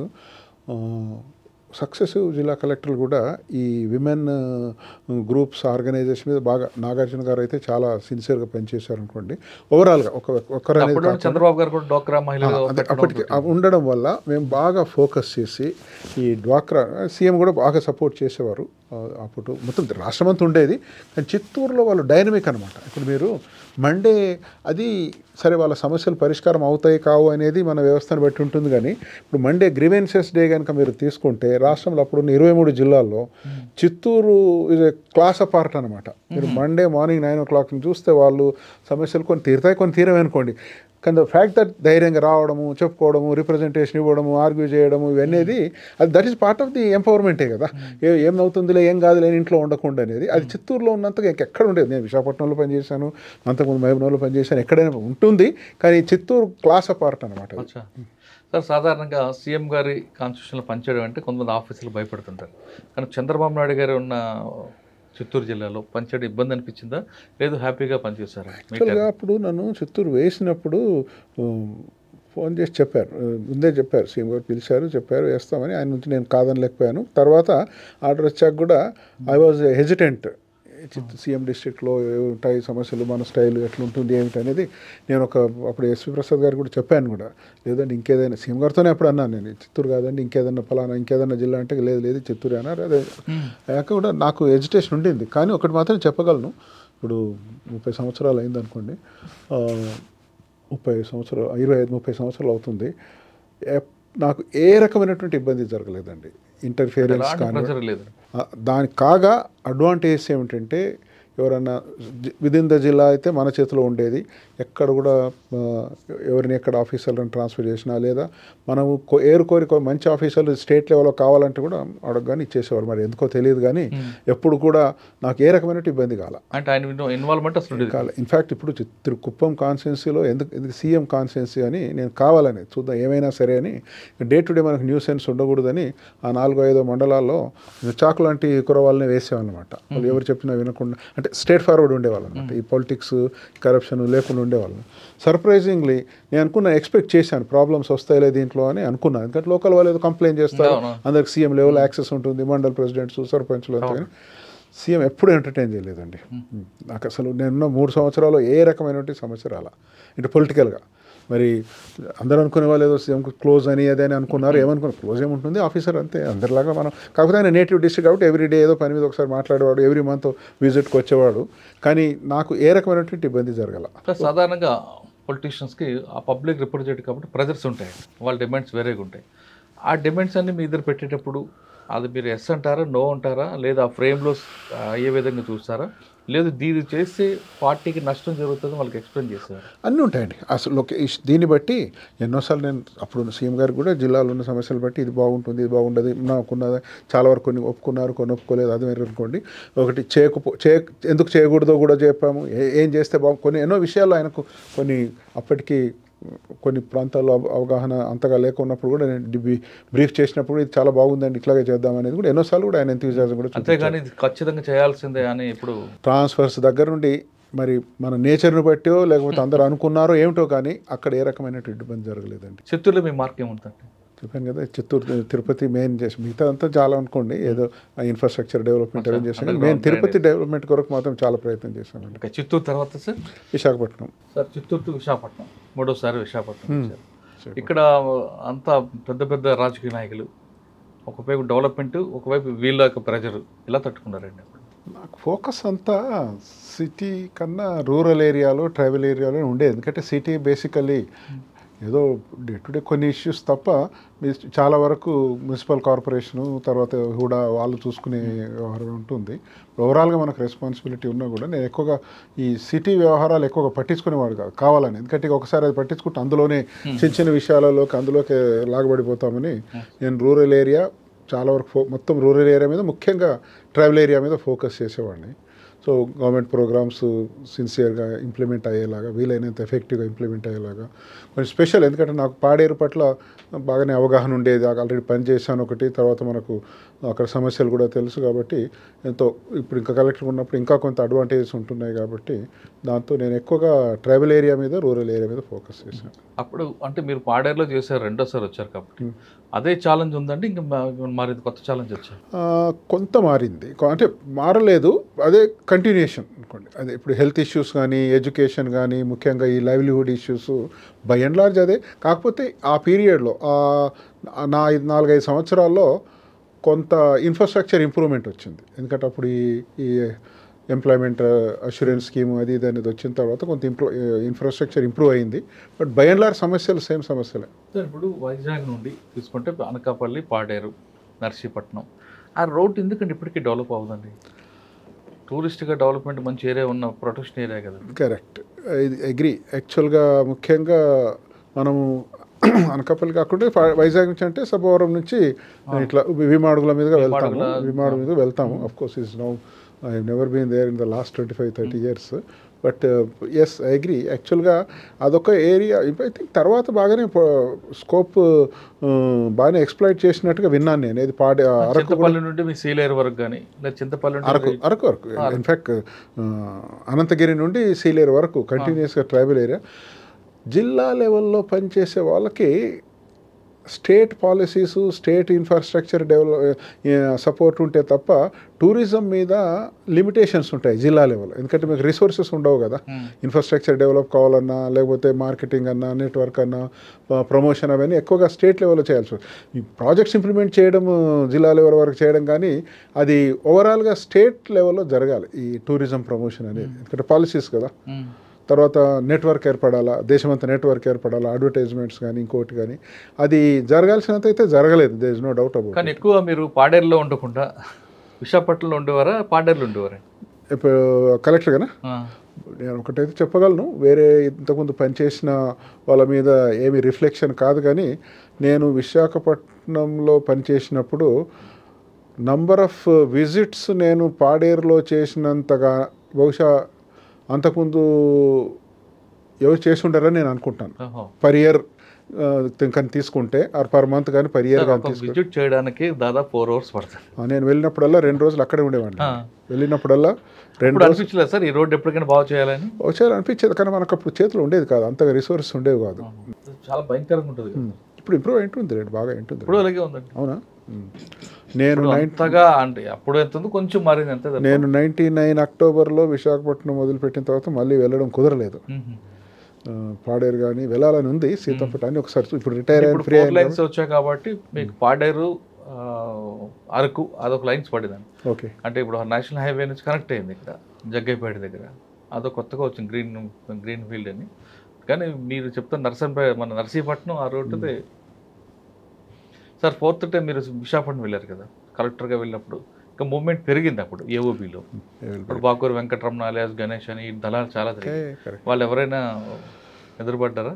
నాకు అక్కడ కూడా కొన్ని లెటర్స్ వచ్చేవి కానీ కాషన్కి వచ్చేవి, వార్నింగ్ కాదు, కాషన్గా ఈ జాగ్రత్తలు తీసుకోండి, ఆ జాగ్రత్త తీసుకోండి. మరి ఎందుకో నా బహుశా పాత కనెక్షన్ కొంతమందితో ఉండిందో ఏంటో లెటర్స్ అయితే వచ్చేవి, రెడ్ లెటర్స్ వచ్చేవి, కొరియర్ ద్వారా డెలివరీ అయ్యేవి. సార్ ముంచుపుట్టిగా ఒకవైపు తీసుకుంటే ముంచుపుట్టిగా ఆంధ్ర, తర్వాత మన బలిమెల్ తీసుకుంటే ఒరిస్సా, అక్కడ డెవలప్మెంట్ మీరు ఏం చూసారు?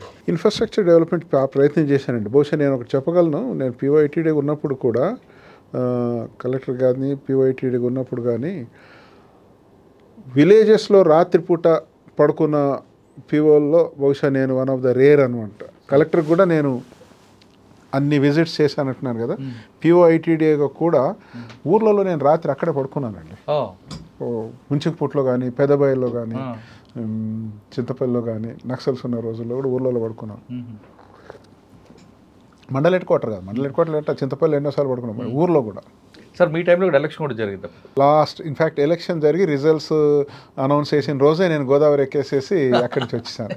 అది మాత్రం నేను అడిగి ఎందుకో నాకు కొంచెము అక్కడ వచ్చి అనిపించింది ఏంటంటే చాలా ప్రొడక్టివ్ టైము వేస్ట్ చేస్తున్నాం అనేది ఒక అసంతృప్తి కలిగింది. ఈ ప్రొసీజర్లు, విజిట్లు, ఈ ప్రోటోకాల్, ఇంత లైఫ్ అంతా వేస్ట్ చేయాలని ఎందుకో కొంచెం విరక్తి కలిగింది. ఫ్రాంక్లీ విరక్తి కలిగి, సర్వీస్ మీద ఎంత మమకారం ఉన్నా కూడా విరక్తి కలిగి నేను ఒక యునైటెడ్ నేషన్స్లో ఒక పోస్ట్కి అప్లై చేశాను. ఒకటి ఏంటంటే ఫైనాన్షియల్ కూడా చాలా అప్పుడు ఎంత జీతం వచ్చేది, 10,000 వచ్చేది అంతే కదా జీతం. తర్వాత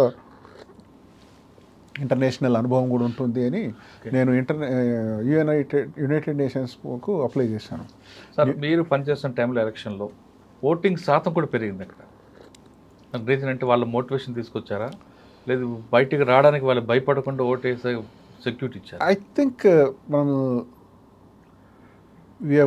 ఎన్విరాన్మెంట్ కలుగజేసాం. అప్పుడు మీటింగ్ పెట్టారు, ఇది చీఫ్ ఎలక్షన్ కమిషనర్ సెషన్ లేదు. అప్పుడు నేను చిత్తూరులో సెషన్ ఉండేవారు, కానీ ఇక్కడికి వచ్చేసరికి మారారు. అప్పుడు ఉన్నటువంటి మీటింగ్ పెట్టి ఏదో 2-3 జిల్లాల వాళ్ళని పిలిచి ఏం జరుగుతుంది ఏమిటి అదంటే నేను ఒకటే చెప్పాను. యాక్చువల్ ఎస్పీలు అప్పుడు అర్బన్ కమిషనర్ ఉండేవారు కదా, ఎవరంటే ఎస్పీ రూరల్లో అప్పుడు ఎవరు మహేష్ దీక్షిత్ ఉండేవాడు. మహేష్ దీక్షిత్ అని ఇప్పుడు ఐబీలో ఉండేవాడు కదా పర్మనెంట్గా. సో మీటింగ్ పెడితే వాళ్ళతో నేను చెప్పాను, అందరు జిల్లాని ఏం చేశారు ఇది అది అని ఒక డీటెయిల్గా అడుగుకుంటూ వచ్చారు. శ్రీకాకుళం, విజయనగరం, ఈస్ట్ గోదావరి. నేను ఒకటి చెప్పాను, సార్ మీరు మీడియా చూడండి, రూలింగ్ పార్టీ వాళ్ళేమో అసంతృప్తి ఎక్స్ప్రెస్ చేస్తున్నారు, అపోజిషన్ వాళ్ళేమో మాకు పూర్తి నమ్మకం ఉన్నది డిస్ట్రిక్ట్ అడ్మినిస్ట్రేషన్ మీద అంటున్నారు అని అనేసరికి ఇంకా ఆయన ప్రశ్న అడగలే. ఇంకా అది చాలా మంచి బాధ కదండి, ప్రశ్న అడగలేదు. ఒకటే చెప్పేసరికి మా ఎస్పీ షాక్ అయ్యాడు, ఏంటి సార్ అట్లా అన్నారు. సో ప్రశ్న అడగలేదు అంతే. అదొకటే కాకుండా సార్ ఇళ్లల్లో కొండల్లో ఉన్న వాళ్ళు పాడేరు కానీ ముంచుపుట్టుకు కానీ లేదా చింతపల్లి వచ్చి ఓటు వేయాలి అనే మోటివేషన్ తీసుకొచ్చారు వాళ్ళు. అంటే ఓటు మన హక్కు అనేది వాళ్ళకి జనరల్గా చేసే కార్యక్రమం అనుకోండి. కాకపోతే మనకేంటంటే కొంత మిగతా వాళ్ళ మీద మన ప్రిడిసిసర్స్ మీద ఉన్న దానికన్నా నాకు ఒక అడ్వాంటేజ్ ఏముండిందంటే పాడేరు పట్ల అవగాహన ఉండింది. మనకు ఒక ఉదాహరణ చెప్తాను నేను మీకు. అంతకుముందే అప్పుడు ఎలక్షన్ విదిన్ 1 year వచ్చింది కదా, 98లో జరగగానే వాళ్ళ 99లో వచ్చింది కదా. 98లో జరిగినప్పుడు లోతుగడ్డ దగ్గర 4-5 సివిలియన్ ట్రైబల్స్, 2-3 కానిస్టేబుల్స్ బ్లాస్ట్లో చనిపోయారండి. చాలా ఉదయ విదారకమైనటువంటి ఇది అనమాట. నేను ఎలక్షన్ అప్పుడు సరే ఏమేమి చర్యలు తీసుకోవాలో అవన్నీ తీసుకున్నాక ఒకటే చెప్పానండి, ఎట్టి పరిస్థితుల్లో ఒక లాస్ ఆఫ్ లైఫ్ ఉండకూడదు. సివిలియన్ కానీ పోలీస్ కానీ, నక్సల్ ఉండని నక్సల్ లేకపోని ఏదైనా సరే ఏమి ప్రాబ్లం లేదు. రీపోల్ అవుతే అన్నీ అయిపోయాక జాగ్రత్తగా అయినా పెడితే నాకు దాని పట్ల క్లారిటీ ఉండింది ఏం చేయాలా. రీపోల్ అంటే ఏదో భయపడవు, రీపోల్ కావాలని పెట్టినా మనకు అభ్యంతరం లేదు, ఎందుకంటే ఆ రోజు రిసోర్సెస్ అన్నీ ఉంటాయి అనేది. ఏ రకమైనటువంటి అంటువర్డ్ జరగకుండా నక్సల్ ఏరియాలో స్మూత్గా జరిగిందండి. 98లో మీరు రిపోర్ట్ తీయండి, 9 మంది చనిపోయారు, కానిస్టేబుల్స్, సివిలియన్, ట్రైబల్స్ బ్లాస్ట్ చేశారు. సార్ విశాఖపట్నం నుంచి రాత్రి గోదావరి ఎక్కాను సాయంత్రం 6 గంటలకి. అప్పటికే నాకు జాబ్ వచ్చింది యునైటెడ్ నేషన్స్లో. న్యూయార్క్ నుంచి ఇంటర్వ్యూ చేశారు టెలిఫోన్లో. సో మరి ఇక్కడ గవర్నమెంట్ రిలీజ్ చేసింది. నేను అప్పుడు ఇక ఎలక్షన్ ఉంది కాబట్టి ఆప్చారు. సరే అని నేను యాక్చువల్గా రిజైన్ చేద్దామని, ఎందుకంటే యునైటెడ్ నేషన్స్లో జాబ్ వచ్చింది, ఖుషిగా ఉంటుంది, శాలరీ, ఇంటర్నేషనల్ జాబ్ అని చేసి రిజిగ్నేషన్లే పంపించాను నేను. యాక్చువల్గా అయితే పంపిస్తే అప్పుడు చీఫ్ సెక్రటరీ గారు ఎందుకో కొంచెం నా మీద బాగా అభిమానం ఉండేది, ఆనందరావు గారు. ఫైల్ వచ్చినప్పుడు ఫోన్ చేసి ఇదేంటి పిచ్చి పని చేసామన్నారు. ఇట్లా అంటే కావాలంటే తర్వాత వెళ్ళొచ్చు, ఇప్పుడు you can go on lean కదా, అంతే డెప్యుటేషన్ లాగా 5 సంవత్సరాలు 6 సంవత్సరాలు పర్మిషన్ ఉంటుంది, తర్వాత అప్పుడు రాకపోతే అండి మీ ఇష్టం, నాకైతే పని చేయాలని అనిపించట్లేదు అంటే సరే అని ఆయన ఇంకా దాన్ని కన్వర్టెడ్ ఇంటూ ద డెప్యుటేషన్ అనమాట. సో ఆర్డర్ ఇచ్చేసారు అప్పటికే. ఎలక్షన్ రిజల్ట్ ఎందుకంటే ఎలక్షన్ కమిషన్ రిలీవ్ చేయదు కదా, డిక్లేర్ చేసేసి అదే రోజు సాయంత్రం గోదావరి ఎక్కేసాను. ఓకే సార్, గోదావరి ఎక్స్ప్రెస్ ఎక్క ముందు మీ పర్సనల్ ఏం చెప్పలేదు? మేడం, పిల్లలు? మాకు ఒక అబ్బాయి. పెళ్ళి ఎక్కడ సార్? చిత్తూరులో ఉన్నప్పుడు అయిందా, వైజాగ్లో ఉన్నప్పుడు? నేను ఫారెస్ట్ సర్వీస్ ఉన్నప్పుడు అయింది. ఫారెస్ట్ సర్వీస్ ఉన్నప్పుడు అయింది 85లో. అబ్బాయి పుట్టాడు 91లో. ఇంకా మేము ఎక్కడుంటే అక్కడే చదువుకున్నాడు.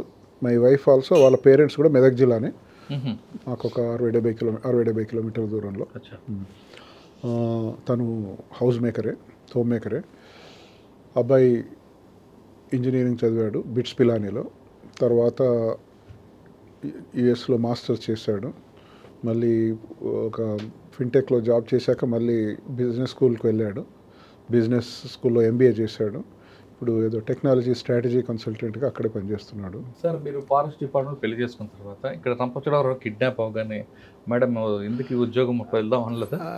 మీ మదర్ ఏమన్నారు అప్పుడు? మదర్ గెట్ చేసింది అనమాట.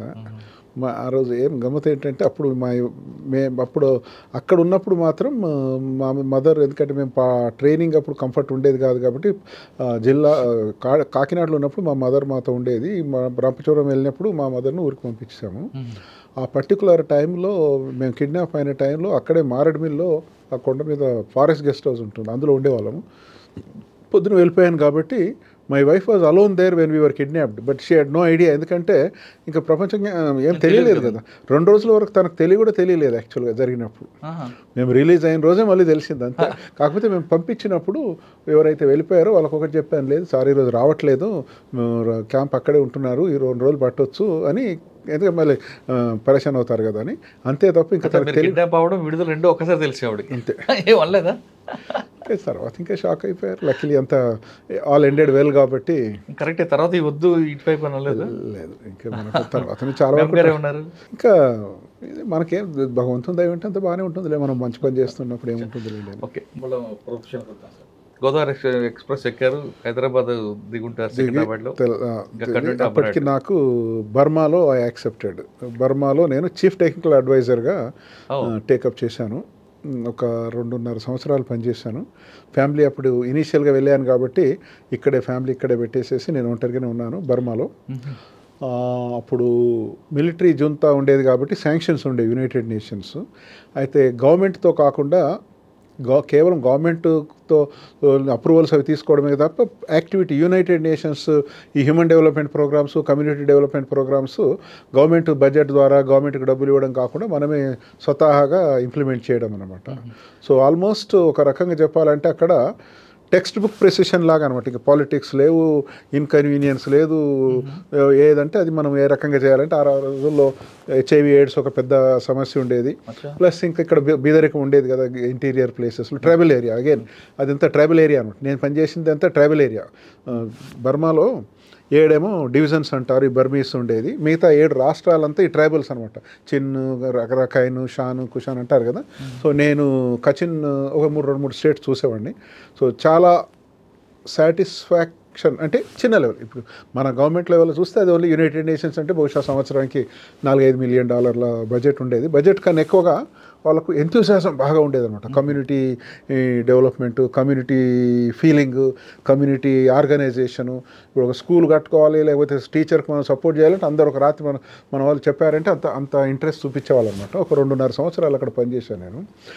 2 ఇయర్స్ పనిచేసిన తర్వాత 2.5 ఇయర్స్ పనిచేశాక ఫ్యామిలీ ఇక్కడ ఉన్నారు అనే దాని కొరకు నేను వెళ్తానంటే న్యూయార్క్ ఆఫీస్ వాళ్ళు లేదు నువ్వు duty station, family duty station అంటున్నావు కాబట్టి నీకు వెళ్ళకూడదని రిక్వెస్ట్ చేశారు మన బాస్లు ఎవరైతే ఉన్నారో. అయితే Asia Pacific regional office Kuala Lumpur కానీ లేకపోతే న్యూయార్క్ కానీ రమ్మని రిక్వెస్ట్ చేశారు. సరే ఇట్లాగూ మనం యూఎన్లో ఉన్నాం కదా అనేసి ఇంక న్యూయార్క్ ఎందుకు లేండి అని నేను ఏషియా పసిఫిక్ రీజనల్ ఆఫీస్ కౌలాలంపూర్కి వెళ్ళాను. ఫ్యామిలీ కూడా అప్పుడు జాయిన్ అయ్యారు. అక్కడ నేను ఇక్కడనేమో కంట్రీ ఆఫీస్ అనమాట. ఈ కంట్రీ ఆఫీస్ కాకుండా అక్కడ ఏంటంటే regional office. United nations provide చేసే టెక్నికల్, ఫైనాన్షియల్ సపోర్ట్ అన్నీ లార్జ్లీ గవర్నమెంట్స్ ద్వారానే జరుగుతాయి. మనం ఓన్లీ వాళ్ళకి సలహాలు ఇవ్వడము, మానిటర్ చేయడం వరకే మన బాధ్యత అనమాట. ప్రాజెక్ట్ అప్రూవ్ చేయడము, సలహాలు ఇవ్వడము, ఫ్రీక్వెంట్గా వెళ్ళడము. నేను బంగ్లాదేశ్, నేపాల్, భూటాన్, మాల్దీవ్స్ 4 కంట్రీస్ చూసేవాడిని.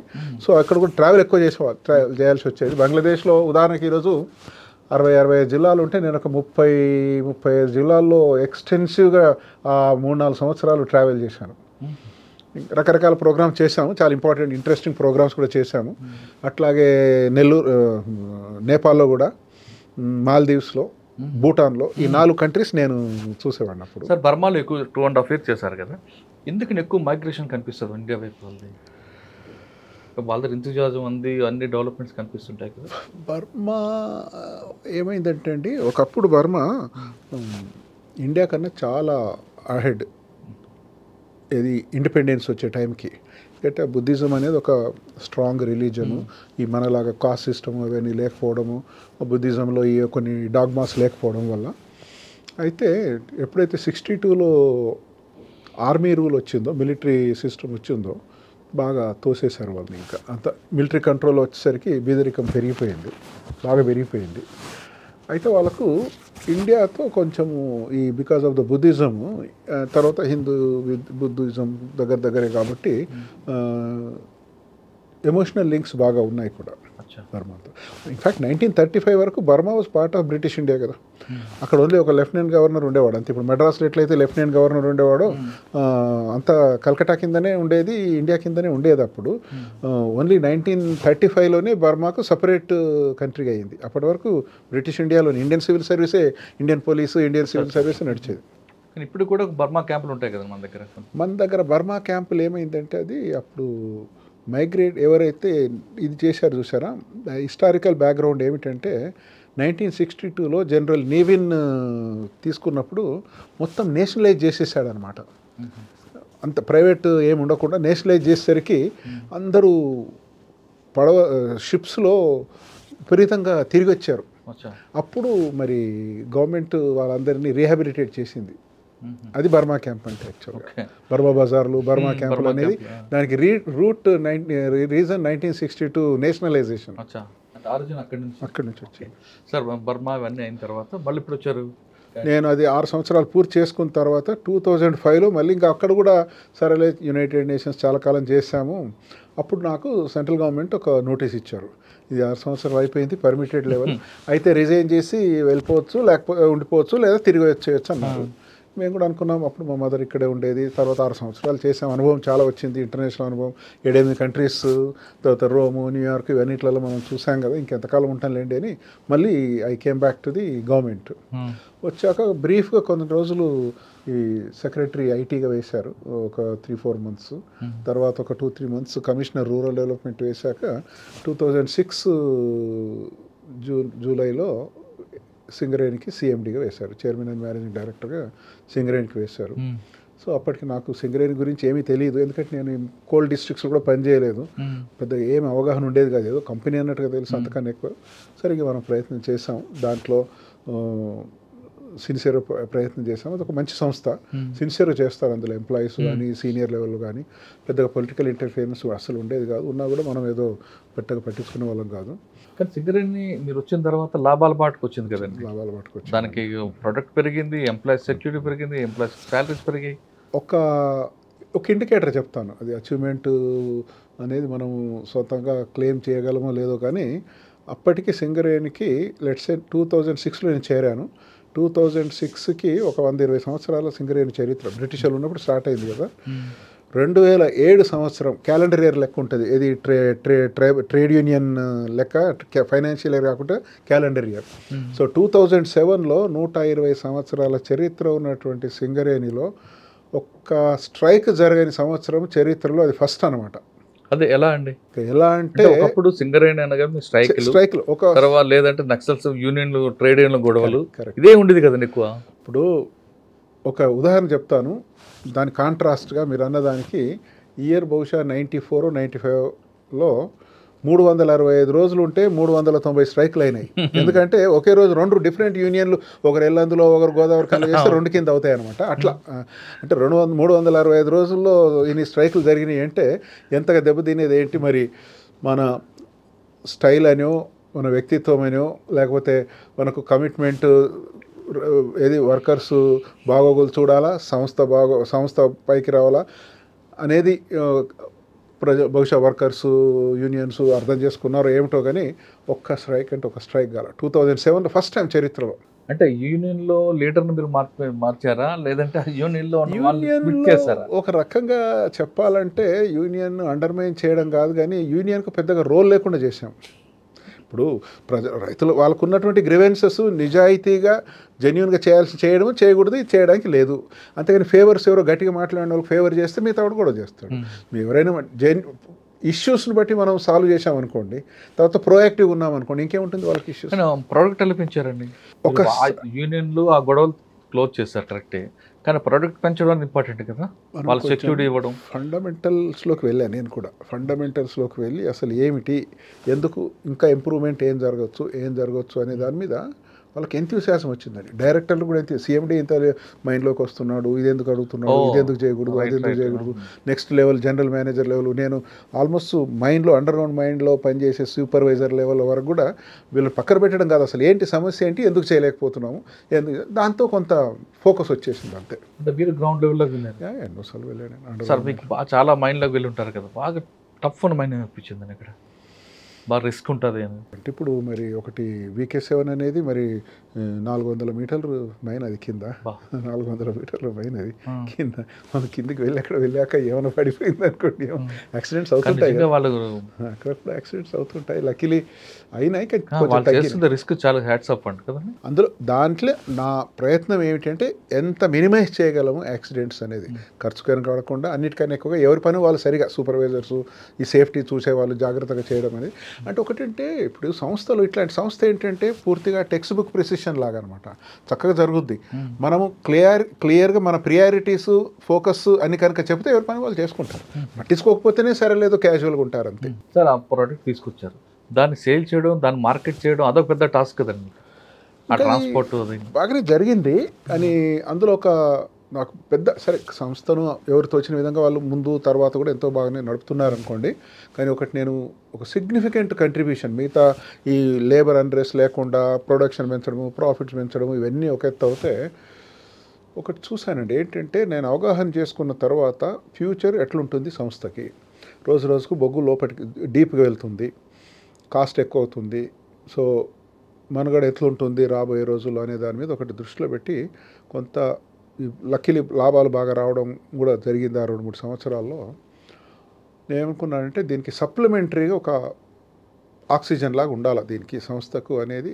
తర్వాత కొంచెం ఆదిలాబాద్ వెనుకబడిన జిల్లా, అప్పుడు తెలంగాణ ఎడ్యుకేషన్ ఇవన్నీ జరుగుతున్న రోజుల్లో నేను ఆదిలాబాద్లో ఒక 1200 మెగావాట్ల పవర్ ప్లాంట్ నేను ఎక్స్క్లూజివ్గా నా ఓన్ ఇనిషియేటివ్తో రాత్రింబగలు కష్టపడి అప్రూవల్ తీసుకొని central government, state government, environment చేసి 1200 మెగావాట్ల ఆ రోజు 7,200 కోట్ల ఇన్వెస్ట్మెంట్తో చేశాం. అది ఆ రోజు పెట్టిన నుండి సంవత్సరానికి 500-600 కోట్ల రూపాయలు నెట్ ప్రాఫిట్ సింగరేజ్ సంస్థ కేవలం పవర్ ప్లాంట్ ద్వారా వస్తుంది. తర్వాత అది జనరేట్ చేస్తున్నటువంటి ఎలక్ట్రిసిటీ మార్కెట్ మీద కంపేర్ చేసే చీపర్ ఎలక్ట్రిసిటీ కాబట్టి ఈరోజు తెలంగాణ రాష్ట్రానికి ప్రతి సంవత్సరము స్టార్ట్ అయిన రోజు నుంచి, తెలంగాణ వచ్చిన విదిన్ 1 year వచ్చినప్పటికే స్టార్ట్ అయింది. అప్పుడే నేను ఘంటాపథంగా చెప్పగలను ఏమిటంటే 1200 నుండి 1500 కోట్ల రూపాయల ఇండైరెక్ట్ సబ్సిడీ అది స్టేట్ గవర్నమెంట్కు బెనిఫిట్ వస్తుంది ఎవ్రీ ఇయర్. 1200 నుంచి 1500 కోట్ల రూపాయలు because of the lower caste. Sir తర్వాత సంస్థకు 600 కోట్ల రూపాయలు ప్రాఫిట్ వస్తుంది. ఇంకా 25 సంవత్సరాల వరకు అది అష్యూర్డ్ అనుకోండి. ఇంకా అందులో పని ఎంప్లాయీస్ కూడా హ్యాపీ, వాళ్ళకు సెక్యూరిటీ ఉంది. ఇప్పుడు కోల్లో రేపు రాబోయే రోజుల్లో నష్టం వచ్చినా కూడా ఈ 600 కోట్లు ఉంది కదా. సార్, ఇప్పుడు కోళ్ళు మీరు 400 మీటర్లు 500 మీటర్లు కిందకి వెళ్తాం, అది అలా ఉంచేస్తారా, ఇది అది కొలాప్స్ చేస్తుంటారా? కొలాప్స్ అయిపోతుంది. మనం మొత్తం ఎక్స్ట్రాక్ట్ చేసినాక ముందుకు వచ్చేస్తే అది కింద కొలాప్స్ అయితే పైన అట్లే ఉంటుంది, ఎందుకంటే ఎక్కువ డీప్. మీరు 120-200 మీటర్లు 150 మీటర్ల కన్నా కిందికి వెళ్ళిన తర్వాత సబ్సిడెన్స్ ఉండదు, అంతకన్నా పైన ఉంటేనే దబాయించినట్టుగా కొంచెం పోతుంది. అంటే లేయర్స్ ఎన్ని ఉంటాయండి?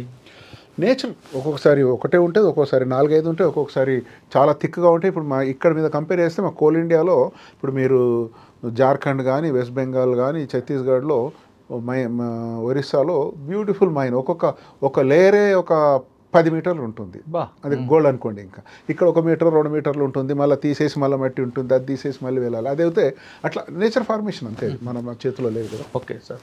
సార్, సింగరేణి తర్వాత యాక్చువల్గా 2011 నేను అక్కడ 6 years అప్పటికి లాంగెస్ట్ టెన్యూర్ ఉండింది. గవర్నమెంట్ కూడా ఇష్టం నన్ను అక్కడ పట్టించుకోవాలి. మాకు ఇంకా గవర్నమెంట్తో సంబంధమే ఉండేది కాదు. నేను సెక్రటరీకి 6 నెలలు కూడా 3 నెలలకు ఒకసారి వెళ్ళేవాడిని. మాకు సింగరేణి సంస్థ మా ఆఫీసుకు తప్ప ఇంకేం ఉండేది కాదు. అయితే 2011లో చైర్మన్ కోల్ ఇండియా వేకెన్సీ వచ్చింది. అప్పటికి సింగరేణి బాగా నడుస్తుంది అనేది కోల్ మినిస్ట్రీలో ప్రతి మీటింగ్లో కూడా ఎట్లా నడుస్తుంది చూడండి అని అందులో డైరెక్టర్ కూడా పెట్టారు. కోల్ ఇండియాలో డైరెక్టర్గా వేశారు సింగరేణి సిఎండిని.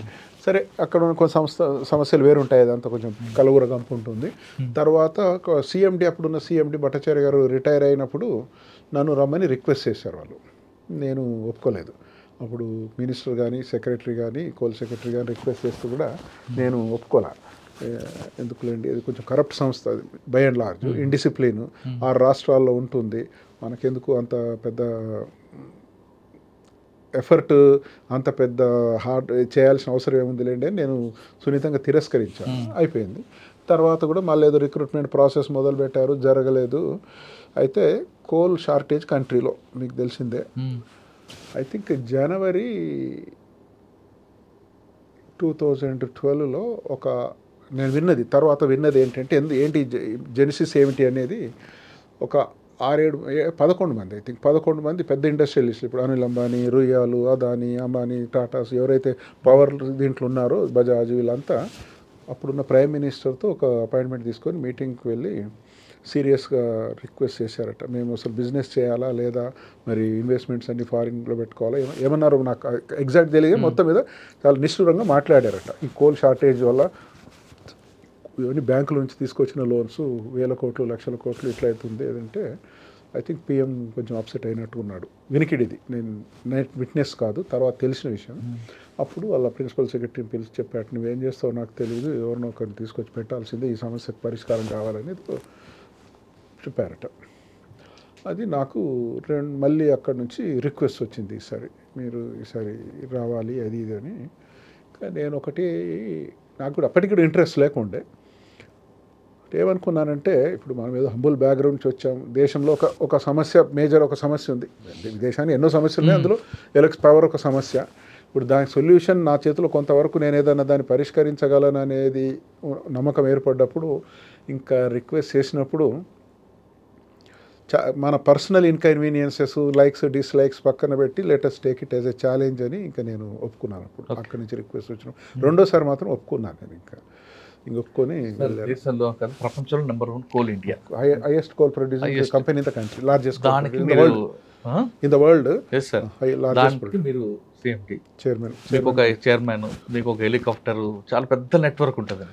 ఎంత నెట్వర్క్ ఉన్నా మీకు చెప్తున్న జార్ఖండ్, బీహార్, అదొక మాఫియా, ఆర్గనైజర్ మాఫియా ఉంటుంది. అక్కడ నుంచి ఒక థ్రెట్ ఉంటుంది, మామూలు థ్రెట్ ఉంటుంది. ఇవన్నీ ఎలా ఫేస్ చేస్తారండి? ఇక్కడ ఒక మాఫియా ఉంటుంది, ఒక ఎంప్లాయీస్ ఇష్యూస్ ఉంటాయి, నేను చెప్తున్న స్కేర్సిటీ. ఒకటి ఏమిటంటే, అది పెద్ద మ్యాజిక్ బ్యాండ్ ఏం లేదు. నేను లక్కీలీ నేను ఫస్ట్ ఐఏఎస్ ఆఫీసర్ అక్కడ చైర్మన్గా. అంతకుముందు అక్కడ నుంచి వచ్చిన వాళ్ళు ఉంటారు, టెక్నికల్ వాళ్ళే, మైనింగ్ నుంచో ఫైనాన్స్ నుంచి వచ్చిన వాళ్ళు ఉంటారు.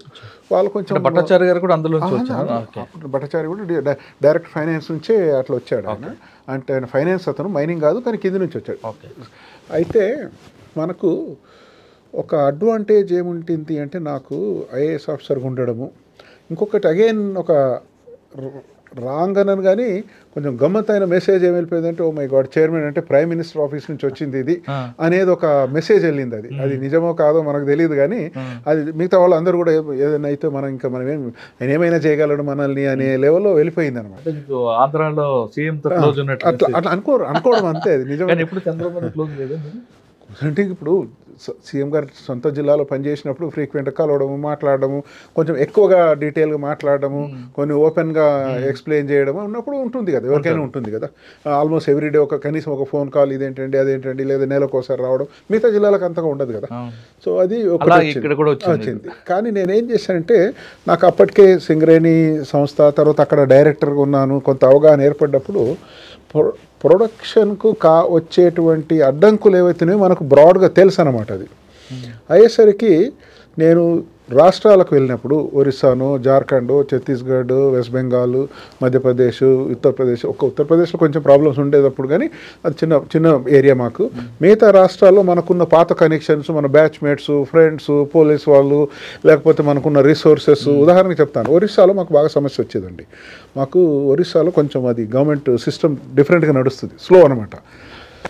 మాకు చాలా అవసరం ఉండేదన్నమాట. అక్కడ ఏం జరిగేది కాదు, ఇబ్బందులు వచ్చేవి. ల్యాండ్ ఎక్విజిషన్ కానీ, ఫారెస్ట్ డైవర్షన్ కానీ, ఈ లాండ్ ఆర్డర్ కానీ, ఇది స్ట్రైకులు కానీ. ఏమైందంటే మీరు 2013 నవంబర్లో ఒక సైక్లోన్ వచ్చింది, ఫైలిన్ అని ఒక పెద్ద సైక్లోన్ వచ్చిందండి. సో అప్పుడు మా అక్కడ ఉండే ఎండి ఎవరైతే ఉన్నారో మహానదిని సీఎం ఆఫీస్ వాళ్ళు పిలిచాక మీరు మాకు కొంత వాళ్ళప్పుడు వాళ్ళ లెవెల్లో చాలా పెద్ద సమస్య అనమాట. నేచురల్లీ పెద్ద సైక్లోను, 5-6 లక్షల మందిని ఎవాక్యుయేట్ చేశారు, గవర్నమెంట్లో డబ్బు లేదు, మీరు మాకు కొంత డొనేషన్ అదే ఇవ్వండి అడిగితే మా డైరెక్ట్ అక్కడ ఉండేవారు కదా, మహానదికి ఎండి ఉంటారు కదా, అడిగారు. అడిగితే ఇతను యాజ్ యూజువల్గా నేను 2 కోట్లు ఇస్తాను, 3 కోట్లు ఇస్తాను, 5 కోట్లు ఇస్తాను అంటే లేదు కొంచెం ఎక్కువ ఇవ్వండి ఏదో అన్నట్టు. అంతకుముందు వీళ్ళు జనరల్గా ఎప్పుడైనా అవసరాలు పడితే 1-2 కోట్లు ఏదో సిఎస్ఆర్ నుంచి ఇచ్చేవాళ్ళు. నేను అప్పుడు ఇన్వెస్టర్స్ మీట్కు ఐ థింక్ హాంకాంగ్లో ఉన్నాను. ఆయన ఫోన్ చేశాడు నాకు. ఫోన్ చేసి అంటే ఇట్లా అన్నారు, నేను మీతో మాట్లాడి పర్మిషన్ తీసుకొని చెప్తానన్నాను అని చెప్పాను.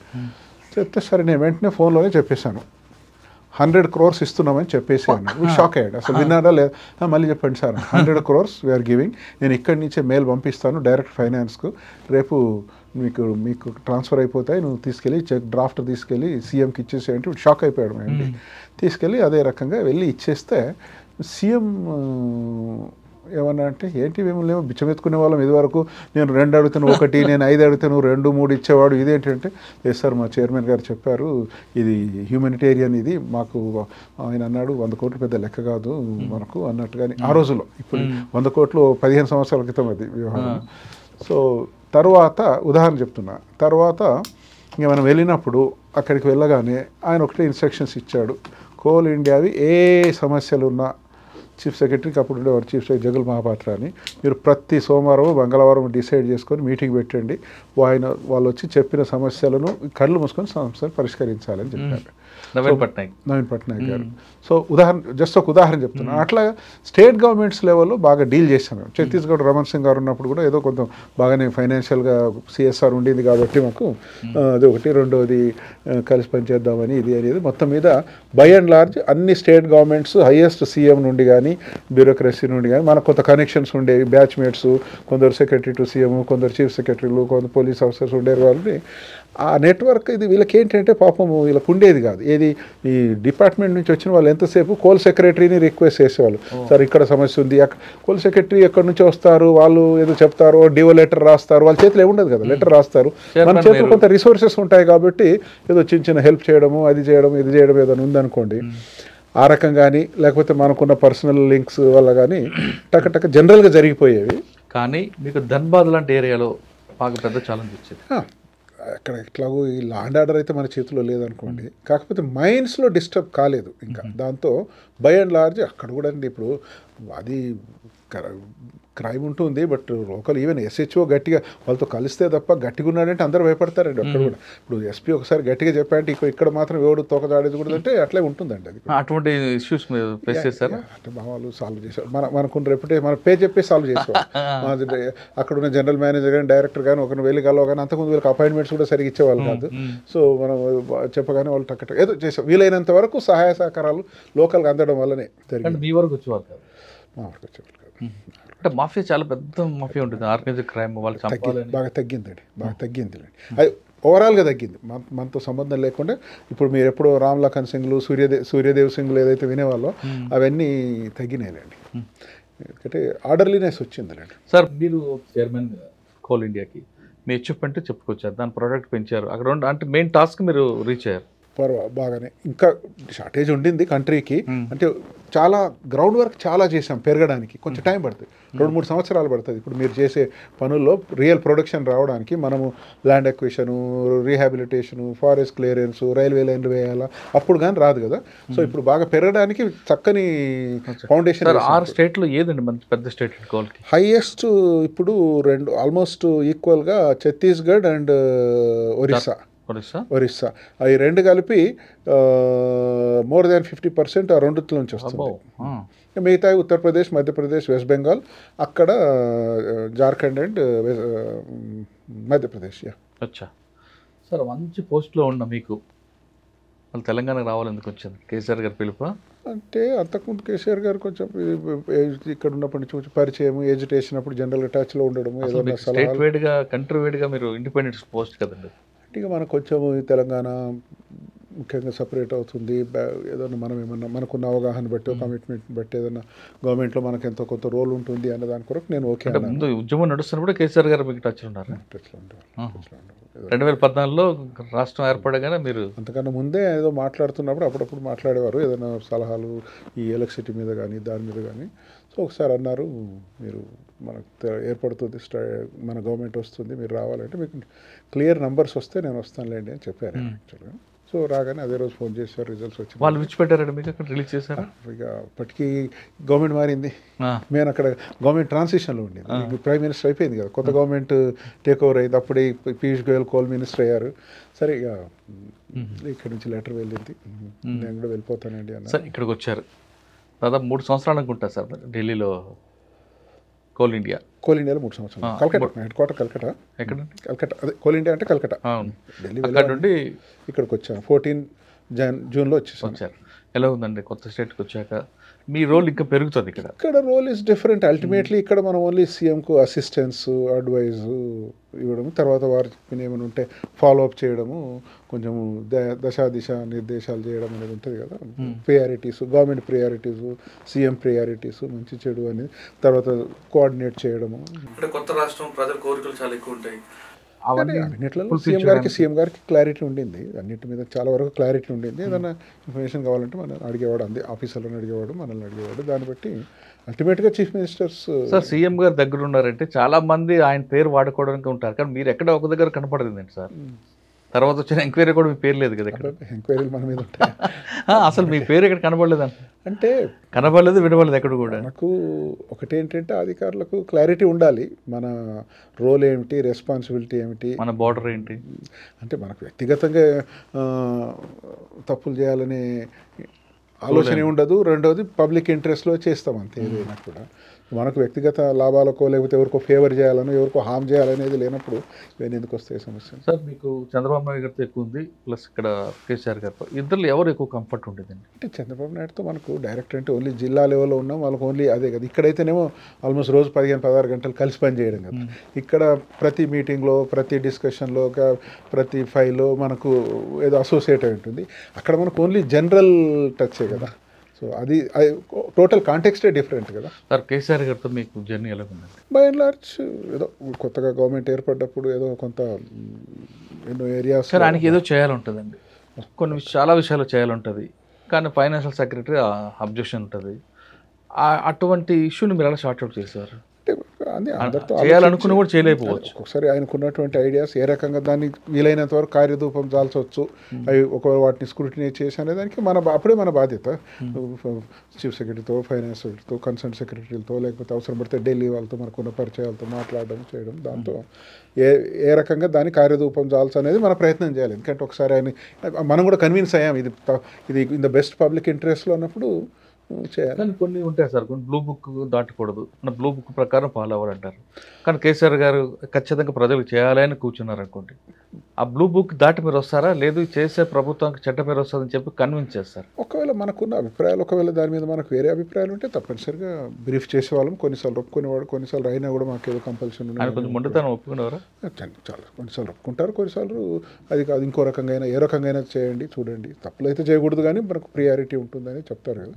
మనం దాంట్లో కొన్ని ప్రొసీజరల్ ప్రాబ్లమ్స్ ఉన్న వాటిని చెప్పడం, లేదు ఇట్లా కాకుండా ఇట్లా చేయడం, ఇట్లా కాకుండా ఇట్లా చేయడం అనేది ఉంటుంది. అంటే ఒకసారి ఇప్పుడు ఆయన పబ్లిక్ ఇంట్రెస్ట్ ఒక ఇష్యూ అడిగారు అనుకోండి, అది మీరు ఒక ఫ్రేమ్లో పెట్టి చేస్తారా లేదా అవుట్ ఆఫ్ ఫ్రేమ్? ఫ్రేమ్లో, బై అండ్ లార్జ్ ఫ్రేమ్లోనే. ప్రొసీజర్గా అయితే డివియేట్ కావడానికి లేదు. అచ్చా, కానీ కొంతమంది గవర్నమెంట్ మెప్పు పొందడానికి చేస్తుంటారు కదా. ఇక అవి వాళ్ళ వ్యక్తిగత, వాళ్ళ వాల్యూ సిస్టమ్ని బట్టి ఉంటుంది. మీరు దాదాపు అన్ని పోస్టులు పనిచేశారు, చాలా పెద్ద పెద్ద పోస్టులు చేశారు, అంత ఎక్స్పీరియన్స్ ఉంది.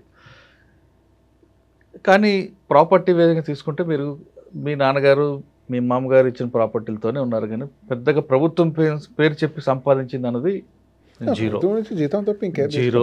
బట్ నేను యునైటెడ్ నేషన్స్లో పనిచేశాను కదా. అవును సార్, అది వేరు మీ సంపాదన, అది కానీ గవర్నమెంట్ నుంచి వచ్చింది. గవర్నమెంట్ నుంచి జీతం. కానీ ఇప్పుడున్న ఆఫీసర్స్ కొంతమంది వస్తూనే వాళ్ళ ఇండిపెండెంట్ దీనికోసం వాళ్ళ వ్యక్తిగత అవసరాల కోసం ఒక ప్రయారిటీ చేసుకోవడం అది మనం ఏ విధంగా చూడాలండి? ఎందుకంటే బ్యూరోక్రాట్ అనగానే చాలామందికి ఒక పెద్ద ఒపీనియన్, పేద ప్రజలు కూడా ఏదో కలెక్టర్ గారు వచ్చారు ఏదో మనకు చేస్తారని భావిస్తారు, కానీ వాళ్ళ ఆస్తులు కూడబెట్టుకోవడానికే ఉంటున్నారనే మెసేజ్ పోతుంది. అన్ఫార్చునేట్లీ కొంత వాల్యూ సిస్టమ్ డీజనరేట్ అవుతుంది over period of time. Even పాత రోజుల్లో ఉన్నదానికి మేము చేరినప్పటికీ కూడా కొంత డీజనరేట్ అయింది. ఇంకా బాగా ప్లమిటింగ్ అంటే చాలా స్టీప్గా డీజనరేట్ అవుతుంది అన్ఫార్చునేట్లీ. సార్, బ్యూరోక్రాట్లో పొలిటీషియన్స్ ఎంటర్ఫైర్ అవ్వాలి జరుగుతుందంటారా, లేదు ఇప్పుడున్న సినారియో అలా తయారవుతుంది? ఇప్పుడు బ్యూరోక్రాట్కు రూల్స్ తెలుసు, ప్రొసీజర్స్ తెలుసు, వాళ్ళకున్న పవర్స్ తెలుసు, న్యాయం ఎనీవే తెలుసు. మనము ఏమవుతుంది, ట్రాన్స్ఫరే కదా అయ్యేది. అంటే మాటిమాటికి మనం ట్రాన్స్ఫర్ కోరుకోవాల్సిన అవసరం లేదు. బట్ చెప్పే పద్ధతిలో కన్విన్స్ చేసి ఇది కుదరదు అని అయినా కూడా వాళ్ళు చేస్తే అది వేరే విషయం. ఇంకా మనం మళ్ళీ తప్పిస్తారంతే, లేదా అయినా సరే ఇంకా మీరు చెప్పినట్టుగానే మనం చెప్పినట్టుగానే వింటారు. కానీ మనం కాంప్రమైజ్ కావాల్సిన అవసరం లేదు. అది unless it is in the public interest, నైతికంగా చట్టపరంగా రెండు రకాలుగా బెస్ట్ ఇంట్రెస్ట్లో అవుతే తప్ప చేయాల్సిన అవసరం లేదు. ఏ ట్రాన్స్ఫర్ అవుతాం ఏముంది అంతే కదా. సార్, కొంతమంది నోట్ ఫైల్ మీద ఒక డిసిషన్ ఉంటుందండి. నోట్ ఫైల్ అయిన తర్వాతే మనం ముందుకు వెళ్తుంటాం. ఈ నోట్ ఫైల్లో చేసిన తర్వాత కూడా మార్చే అధికారులు కొంతమంది కనిపిస్తుంటారు. ఇప్పుడు ఎట్లా జరుగుతాయో తెలియదు, కానీ ఇప్పుడు ఫోర్జరీ చేసినట్టుగా లెక్క. అంతే కదా, ఫోర్జరీ చేసినట్టుగా లెక్క. నోట్ ఫైల్లో ఒకటి ఉంటుంది, జీవో వచ్చేసరికి ఇంకోటి కనిపిస్తుంటారు. ఇది వేరే వేరే వేరే ఉద్దేశాలు ఉన్నప్పుడు అట్లాంటివన్నీ కరెక్ట్ కాదు. అది అనైతికం. ఇలాంటి ఆఫీసర్కి ఇటువంటి సిచ్యువేషన్ చూస్తున్నప్పుడు ఏమనిపిస్తుంటుందండి? మనం ఒకసారి వెళ్ళి మారుద్దాం అనుకుంటారు, లేదు మనకి ఎందుకు వదిలిపెడదాం అనుకుంటారు? సరిగా దాన్ని మనం మా చేతులు ఉన్నప్పుడు దాన్ని అది ఇల్లీగల్ అయినా అనైతికమైన పబ్లిక్ ఇంట్రెస్ట్ లేకపోయినా కూడా దాన్ని కరెక్ట్ చేయడానికి కొన్నిసార్లు చూసాము. కొన్ని అప్పుడప్పుడు అవుతుంటాయి, కొన్ని మన నోటీస్కి రావు, కొన్ని వేరే అప్పుడు కాంపిటెంట్ అథారిటీస్ ఎవరైతే పవర్స్ దట్ బి ఉంటారో వాళ్ళ మెప్ కొరకో వాళ్ళ సపోర్ట్తోనో చేసి ఉంటారు. కానీ మీ పోస్ట్ని అంటే మిమ్మల్ని కాదంటే జనరల్గా మీ పోస్ట్ని కొంతమంది చేసే అధికారుల తప్పుడు వల్ల అది జిగజారిపోతుందనే ఒక మెసేజ్ వస్తుంది. జనరల్గా ప్రజల్లో అట్లాంటి ఇంప్రెషన్ అయితే వస్తుంది. అది ఇక్కడ ఒక రాష్ట్రం అని కాకుండా ఒక రాష్ట్రం కాదు, జనరల్గా బ్యూరోక్రసీలో కరప్షను పెరుగుతుంది ఎట్ ఆల్ లెవెల్స్. రెండోది అకౌంటబిలిటీ, ఏదైతే అకౌంటబిలిటీ ఉందో తగ్గిపోతుంది అనేది. ఇంకా అది ఆల్ వాక్స్ ఆఫ్ పబ్లిక్ లైఫ్లో దిగజారుతున్న విలువల వల్ల ఇక్కడ కూడా అది జరుగుతుంది. ఇంకా ఏం చెప్పగలం. కానీ మీకు ఒక వాల్యూస్ ఉన్నాయి కదా సార్? ఎంతోమందికి ఉన్నాయి, అట్లా ఎంతోమందికి ఉన్నాయి, ఒకరిగా ఎంతోమందికి ఉన్నాయి. కొంతమంది వేవర్డ్ అయి ఉండొచ్చు, కానీ ఎంతోమందికి ఉన్నాయి. వాళ్ళ స్టైల్లో వాళ్ళు తప్పు చేయడానికి లేదు. మేము తప్పు చేయాలి. మీరు ఉన్నారండి ఎగ్జాంపుల్, ఇప్పుడు శంకరన్ గారు, శేషన్ గారి దగ్గర పనిచేశారు కూడా, ఆ లెగసీ అలా కాపాడుకుంటూ వస్తున్నారు. మీ తర్వాత కూడా ఎందుకు దాన్ని కంటిన్యూ చేయట్లేదు? ఐ థింక్ అది కరెక్ట్ కాకపోవచ్చు. కొంతమంది ఉంటారు ఇట్లా బ్లాక్ షిప్ ఎప్పుడైనా ఉంటారు, పెరుగుతుంది అనుకుంటాను బహుశా. అంతేగాని సిన్సియర్గా చేసేవాళ్ళు ఇంకా ఉన్నారు. కాకపోతే ఎన్విరాన్మెంట్ ఎట్లుంది ఓవరాల్గా, అడ్మినిస్ట్రేటివ్ ఎన్విరాన్మెంట్, పొలిటికల్ ఎన్విరాన్మెంట్ అనేది కూడా ఇట్ మ్యాటర్స్. పొలిటికల్ ఇన్వాల్వ్మెంట్ ఎక్కువ ఉండబట్టే పాడింది అనుకుంటారా, లేదు వీళ్ళలో మనం యాక్చువల్గా రూల్ బుక్ దాటి రావడం వల్ల జరుగుతుంది? ఏదో చికెన్ అండ్ ఎగ్ అన్నట్టుగా ఉంటుంది. చికెన్ అండ్ ఎగ్ అంతే కదా. వాళ్ళ నుంచి వీళ్ళు వచ్చారా, వీళ్ళ నుంచి వాళ్ళు వచ్చారంటే ఏం చెప్తాం. కానీ అల్టిమేట్ సిస్టమ్స్ కొలాప్స్ అవుతుంది. అది కరెక్ట్. రూల్ ఆఫ్ లా అనేది ఏదైతే డెమోక్రటిక్ సిస్టంలో రూల్ ఆఫ్ లా అనేది ఫండమెంటల్ గైడెన్స్. అంతే తప్ప ఎవరికో న్యాయం ఫేవర్ చేయాలని కానీ లేకపోతే హామ్ చేయాలనేది కాకుండా రూల్ ఆఫ్ లా అనేది ఉండాలి. అది చట్టరీత్యా జరగాలి ఏ పనులు జరిగినా కూడా. అంతేగాని ఒకరికి ఫేవర్ చేయాలనో లేకపోతే ఒకరికి హామ్ చేయాలనేది కరెక్ట్ కాదు. ఓకే సార్, ఫైనల్గా చెప్పండి. చాలామంది ఈ డిపార్ట్మెంట్ రావాలనుకుంటున్నారు, అంటే సివిల్స్లో రావాలి, ఐఏఎస్ అవ్వాలి, సొసైటీ ఏదో చేయాలనుకున్న వాళ్ళకి మీరు ఇచ్చే మెసేజ్? ఇప్పుడు క్యారీర్ పాయింట్ ఆఫ్ వ్యూలో అయితే ఈరోజు, అంటే రెమ్యునరేషన్ పాయింట్ ఆఫ్ వ్యూలో అయితే సివిల్ సర్వీస్ కన్నా ఈరోజు, ఎందుకంటే బాయ్స్ అండ్ గర్ల్స్ బ్రిలియంట్ వాళ్ళకు ప్రైవేట్ సెక్టర్లో ఎంఎన్సీస్లో ఇమ్మెన్స్ ఆపర్చునిటీస్ ఉన్నాయి. కానీ ఇప్పటికి కూడా నా ఉద్దేశంలో అది బహుశా థర్డ్ వరల్డ్ కంట్రీ ఫీచర్ అనుకోండి, వెనుకబడిన దేశాల్లో ఉండే కొన్ని రుగ్మత అనుకోండి. సివిల్ సర్వీస్ ముఖ్యంగా ఐఏఎస్ ఈ యంగ్స్టర్స్కి ఇచ్చినంత ఆపర్చునిటీ ఇంకా ఏ సర్వీస్ ఎక్కడ ఇవ్వదండి, ప్రపంచంలో ఎక్కడ ఇవ్వదు, ఏ సర్వీస్ కూడా ఇవ్వదు. జస్ట్ మనం ఏదో డిగ్రీ చదివి ఎగ్జామ్ పాస్ అయ్యి వచ్చినప్పుడు మొత్తం అంటే ఒక గవర్నమెంట్ లాగా నడపడం అనేది, ఒకవేళ మనకు అదే మన మిషన్ అవుతే ఇది బెస్ట్ ఆపర్చునిటీ. సరే, అడ్డంకులు రావచ్చు, కొన్ని పోస్టులు ఇట్లా కావచ్చు, అట్లా కావచ్చు, ఓవరాల్గా ఇది మంచి ఆపర్చునిటీ ఇస్తుంది. ఇప్పుడు మామూలుగా నేను హంబుల్గా చదువుకొని వచ్చి ఒక జిల్లాకో లేకపోతే ఒక డిపార్ట్మెంటో ఒక సెక్రటరీగానో హెచ్ఓడిగానో ఎండీగానో అనేది ఎంతమందికి వస్తుంది? అది ఐఏఎస్కి వచ్చినంతగా ఇప్పుడు 30 ఏళ్ళు పనిచేస్తే టాటా కంపెనీలో మీరు చేరితే అప్పుడు ఎగ్జిక్యూటివ్ సీనియర్ ఎగ్జిక్యూటివ్ అవుతారు, 30 ఏళ్ళకు సీఎండీలు అవుతారు. ఇక్కడ 5 ఏళ్ళు 10 ఏళ్ళు చేయగానే ఇప్పుడు ఎలక్ట్రిసిటీలకో ఇంకో దానికో దీనికో ఎండీలుగా అవుతున్నారు. ఇంత ఆపర్చునిటీ నాకు బ్రాడ్గా కొన్ని అదర్ డెవలపింగ్ కంట్రీస్ గురించి కూడా అవగాహన ఉంది కాబట్టి ఇంత పెద్ద ఆపర్చునిటీ ఎక్కడ రాదు.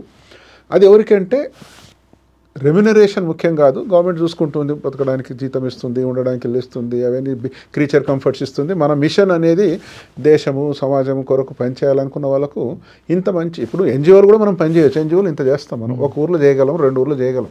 ఈరోజు మీరు ఒక జిల్లా అంటే 1900 2000 గ్రామాల్లో మీరు చేయగలుగుతున్నారు. ఇంత ఆపర్చునిటీ ఎక్కడ రాదు. అది మిషన్, మనకు క్లారిటీ ఉండాలి. ఖుషీ లైఫ్, గుడ్ శాలరీ ఉండాలి అంటే అదొక లైఫ్. ఇది బేసిక్ లివింగ్ స్టాండర్డ్స్. బట్ మనకు ఒక ఆపర్చునిటీ అంటే రాజ్య భారాన్ని మనము తీసుకొని ప్రజల సేవ కొరకు చేస్తాం. అందుకే సర్వీస్ అన్నారు కదా, సివిల్ సర్వీస్ అని అందుకే అన్నారు. ఇది యూఆర్ నాట్ ఎన్ ఎగ్జిక్యూటివ్ కాదు కదా. Government takes care of your creature comforts, బేసిక్గా లివింగ్ స్టాండర్డ్స్ చూసుకుంటుంది. అంతేగాని మరి మనకు ₹1,00,00,000 ప్యాకేజ్ కావాలా, 2 కోట్ల ప్యాకేజ్ కావాలంటే ఎట్లా? వేరే డిపార్ట్మెంట్ మనకున్న కెపాసిటీని బట్టి ఎక్కడైనా పనిచేయచ్చు. ప్రజలకు సేవ చేయాలి, ఒక జిల్లాకి అధికారం కావాలనుకుంటే ఐఏఎస్ ది బెస్ట్ అంటున్నారు నరసింహరావు గారు. జిల్లా కానీ డిపార్ట్మెంట్ కానీ ఇక్కడికి వచ్చిన తర్వాత ఆ జిల్లాలోకి అంటే అన్ని డిపార్ట్మెంట్లకు ఒక హెడ్ ఉంటారు. అది మీరు కావాలంటే ఖచ్చితంగా ప్రజలకు మీకు మెచ్చుకోవాలంటే నీతిగా నిజాయితీగా నిబద్ధగా పనిచేసిన వాళ్ళు మాత్రమే రండి అంటున్నారు. ఇక్కడ మీకు మిషన్ ఉండాలి, ఆ మిషన్ సక్సెస్ అవ్వాలంటే ఐఏఎస్ అవ్వండి. లేదు మీ మిషన్ వేరేగా ఉందనుకుంటే ఈ డిపార్ట్మెంట్ కాదు చాలా ఉన్నాయి కాబట్టి వెళ్ళండి. కానీ మీకు రాజ్యం వస్తుంది, దాని పవర్ కరెక్ట్గా సక్సెస్గా చేయాలంటే ఐఏఎస్ అవ్వండి. ఖచ్చితంగా మీకు చేసిన పనికి ప్రజలు ఎప్పుడూ గుర్తుపెట్టుకుంటారు.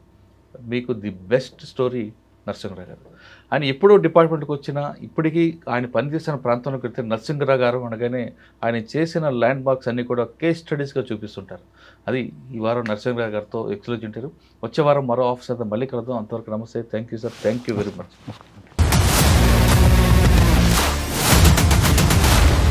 iDreams, this police diaries is something very, very valuable towards that. I must really appreciate Murali, your insights. iDreams founder and CEO Chinna Vasudev Reddy gartoni Muralidhar crime stories చాలా ఫేమస్ అయిపోయినావు.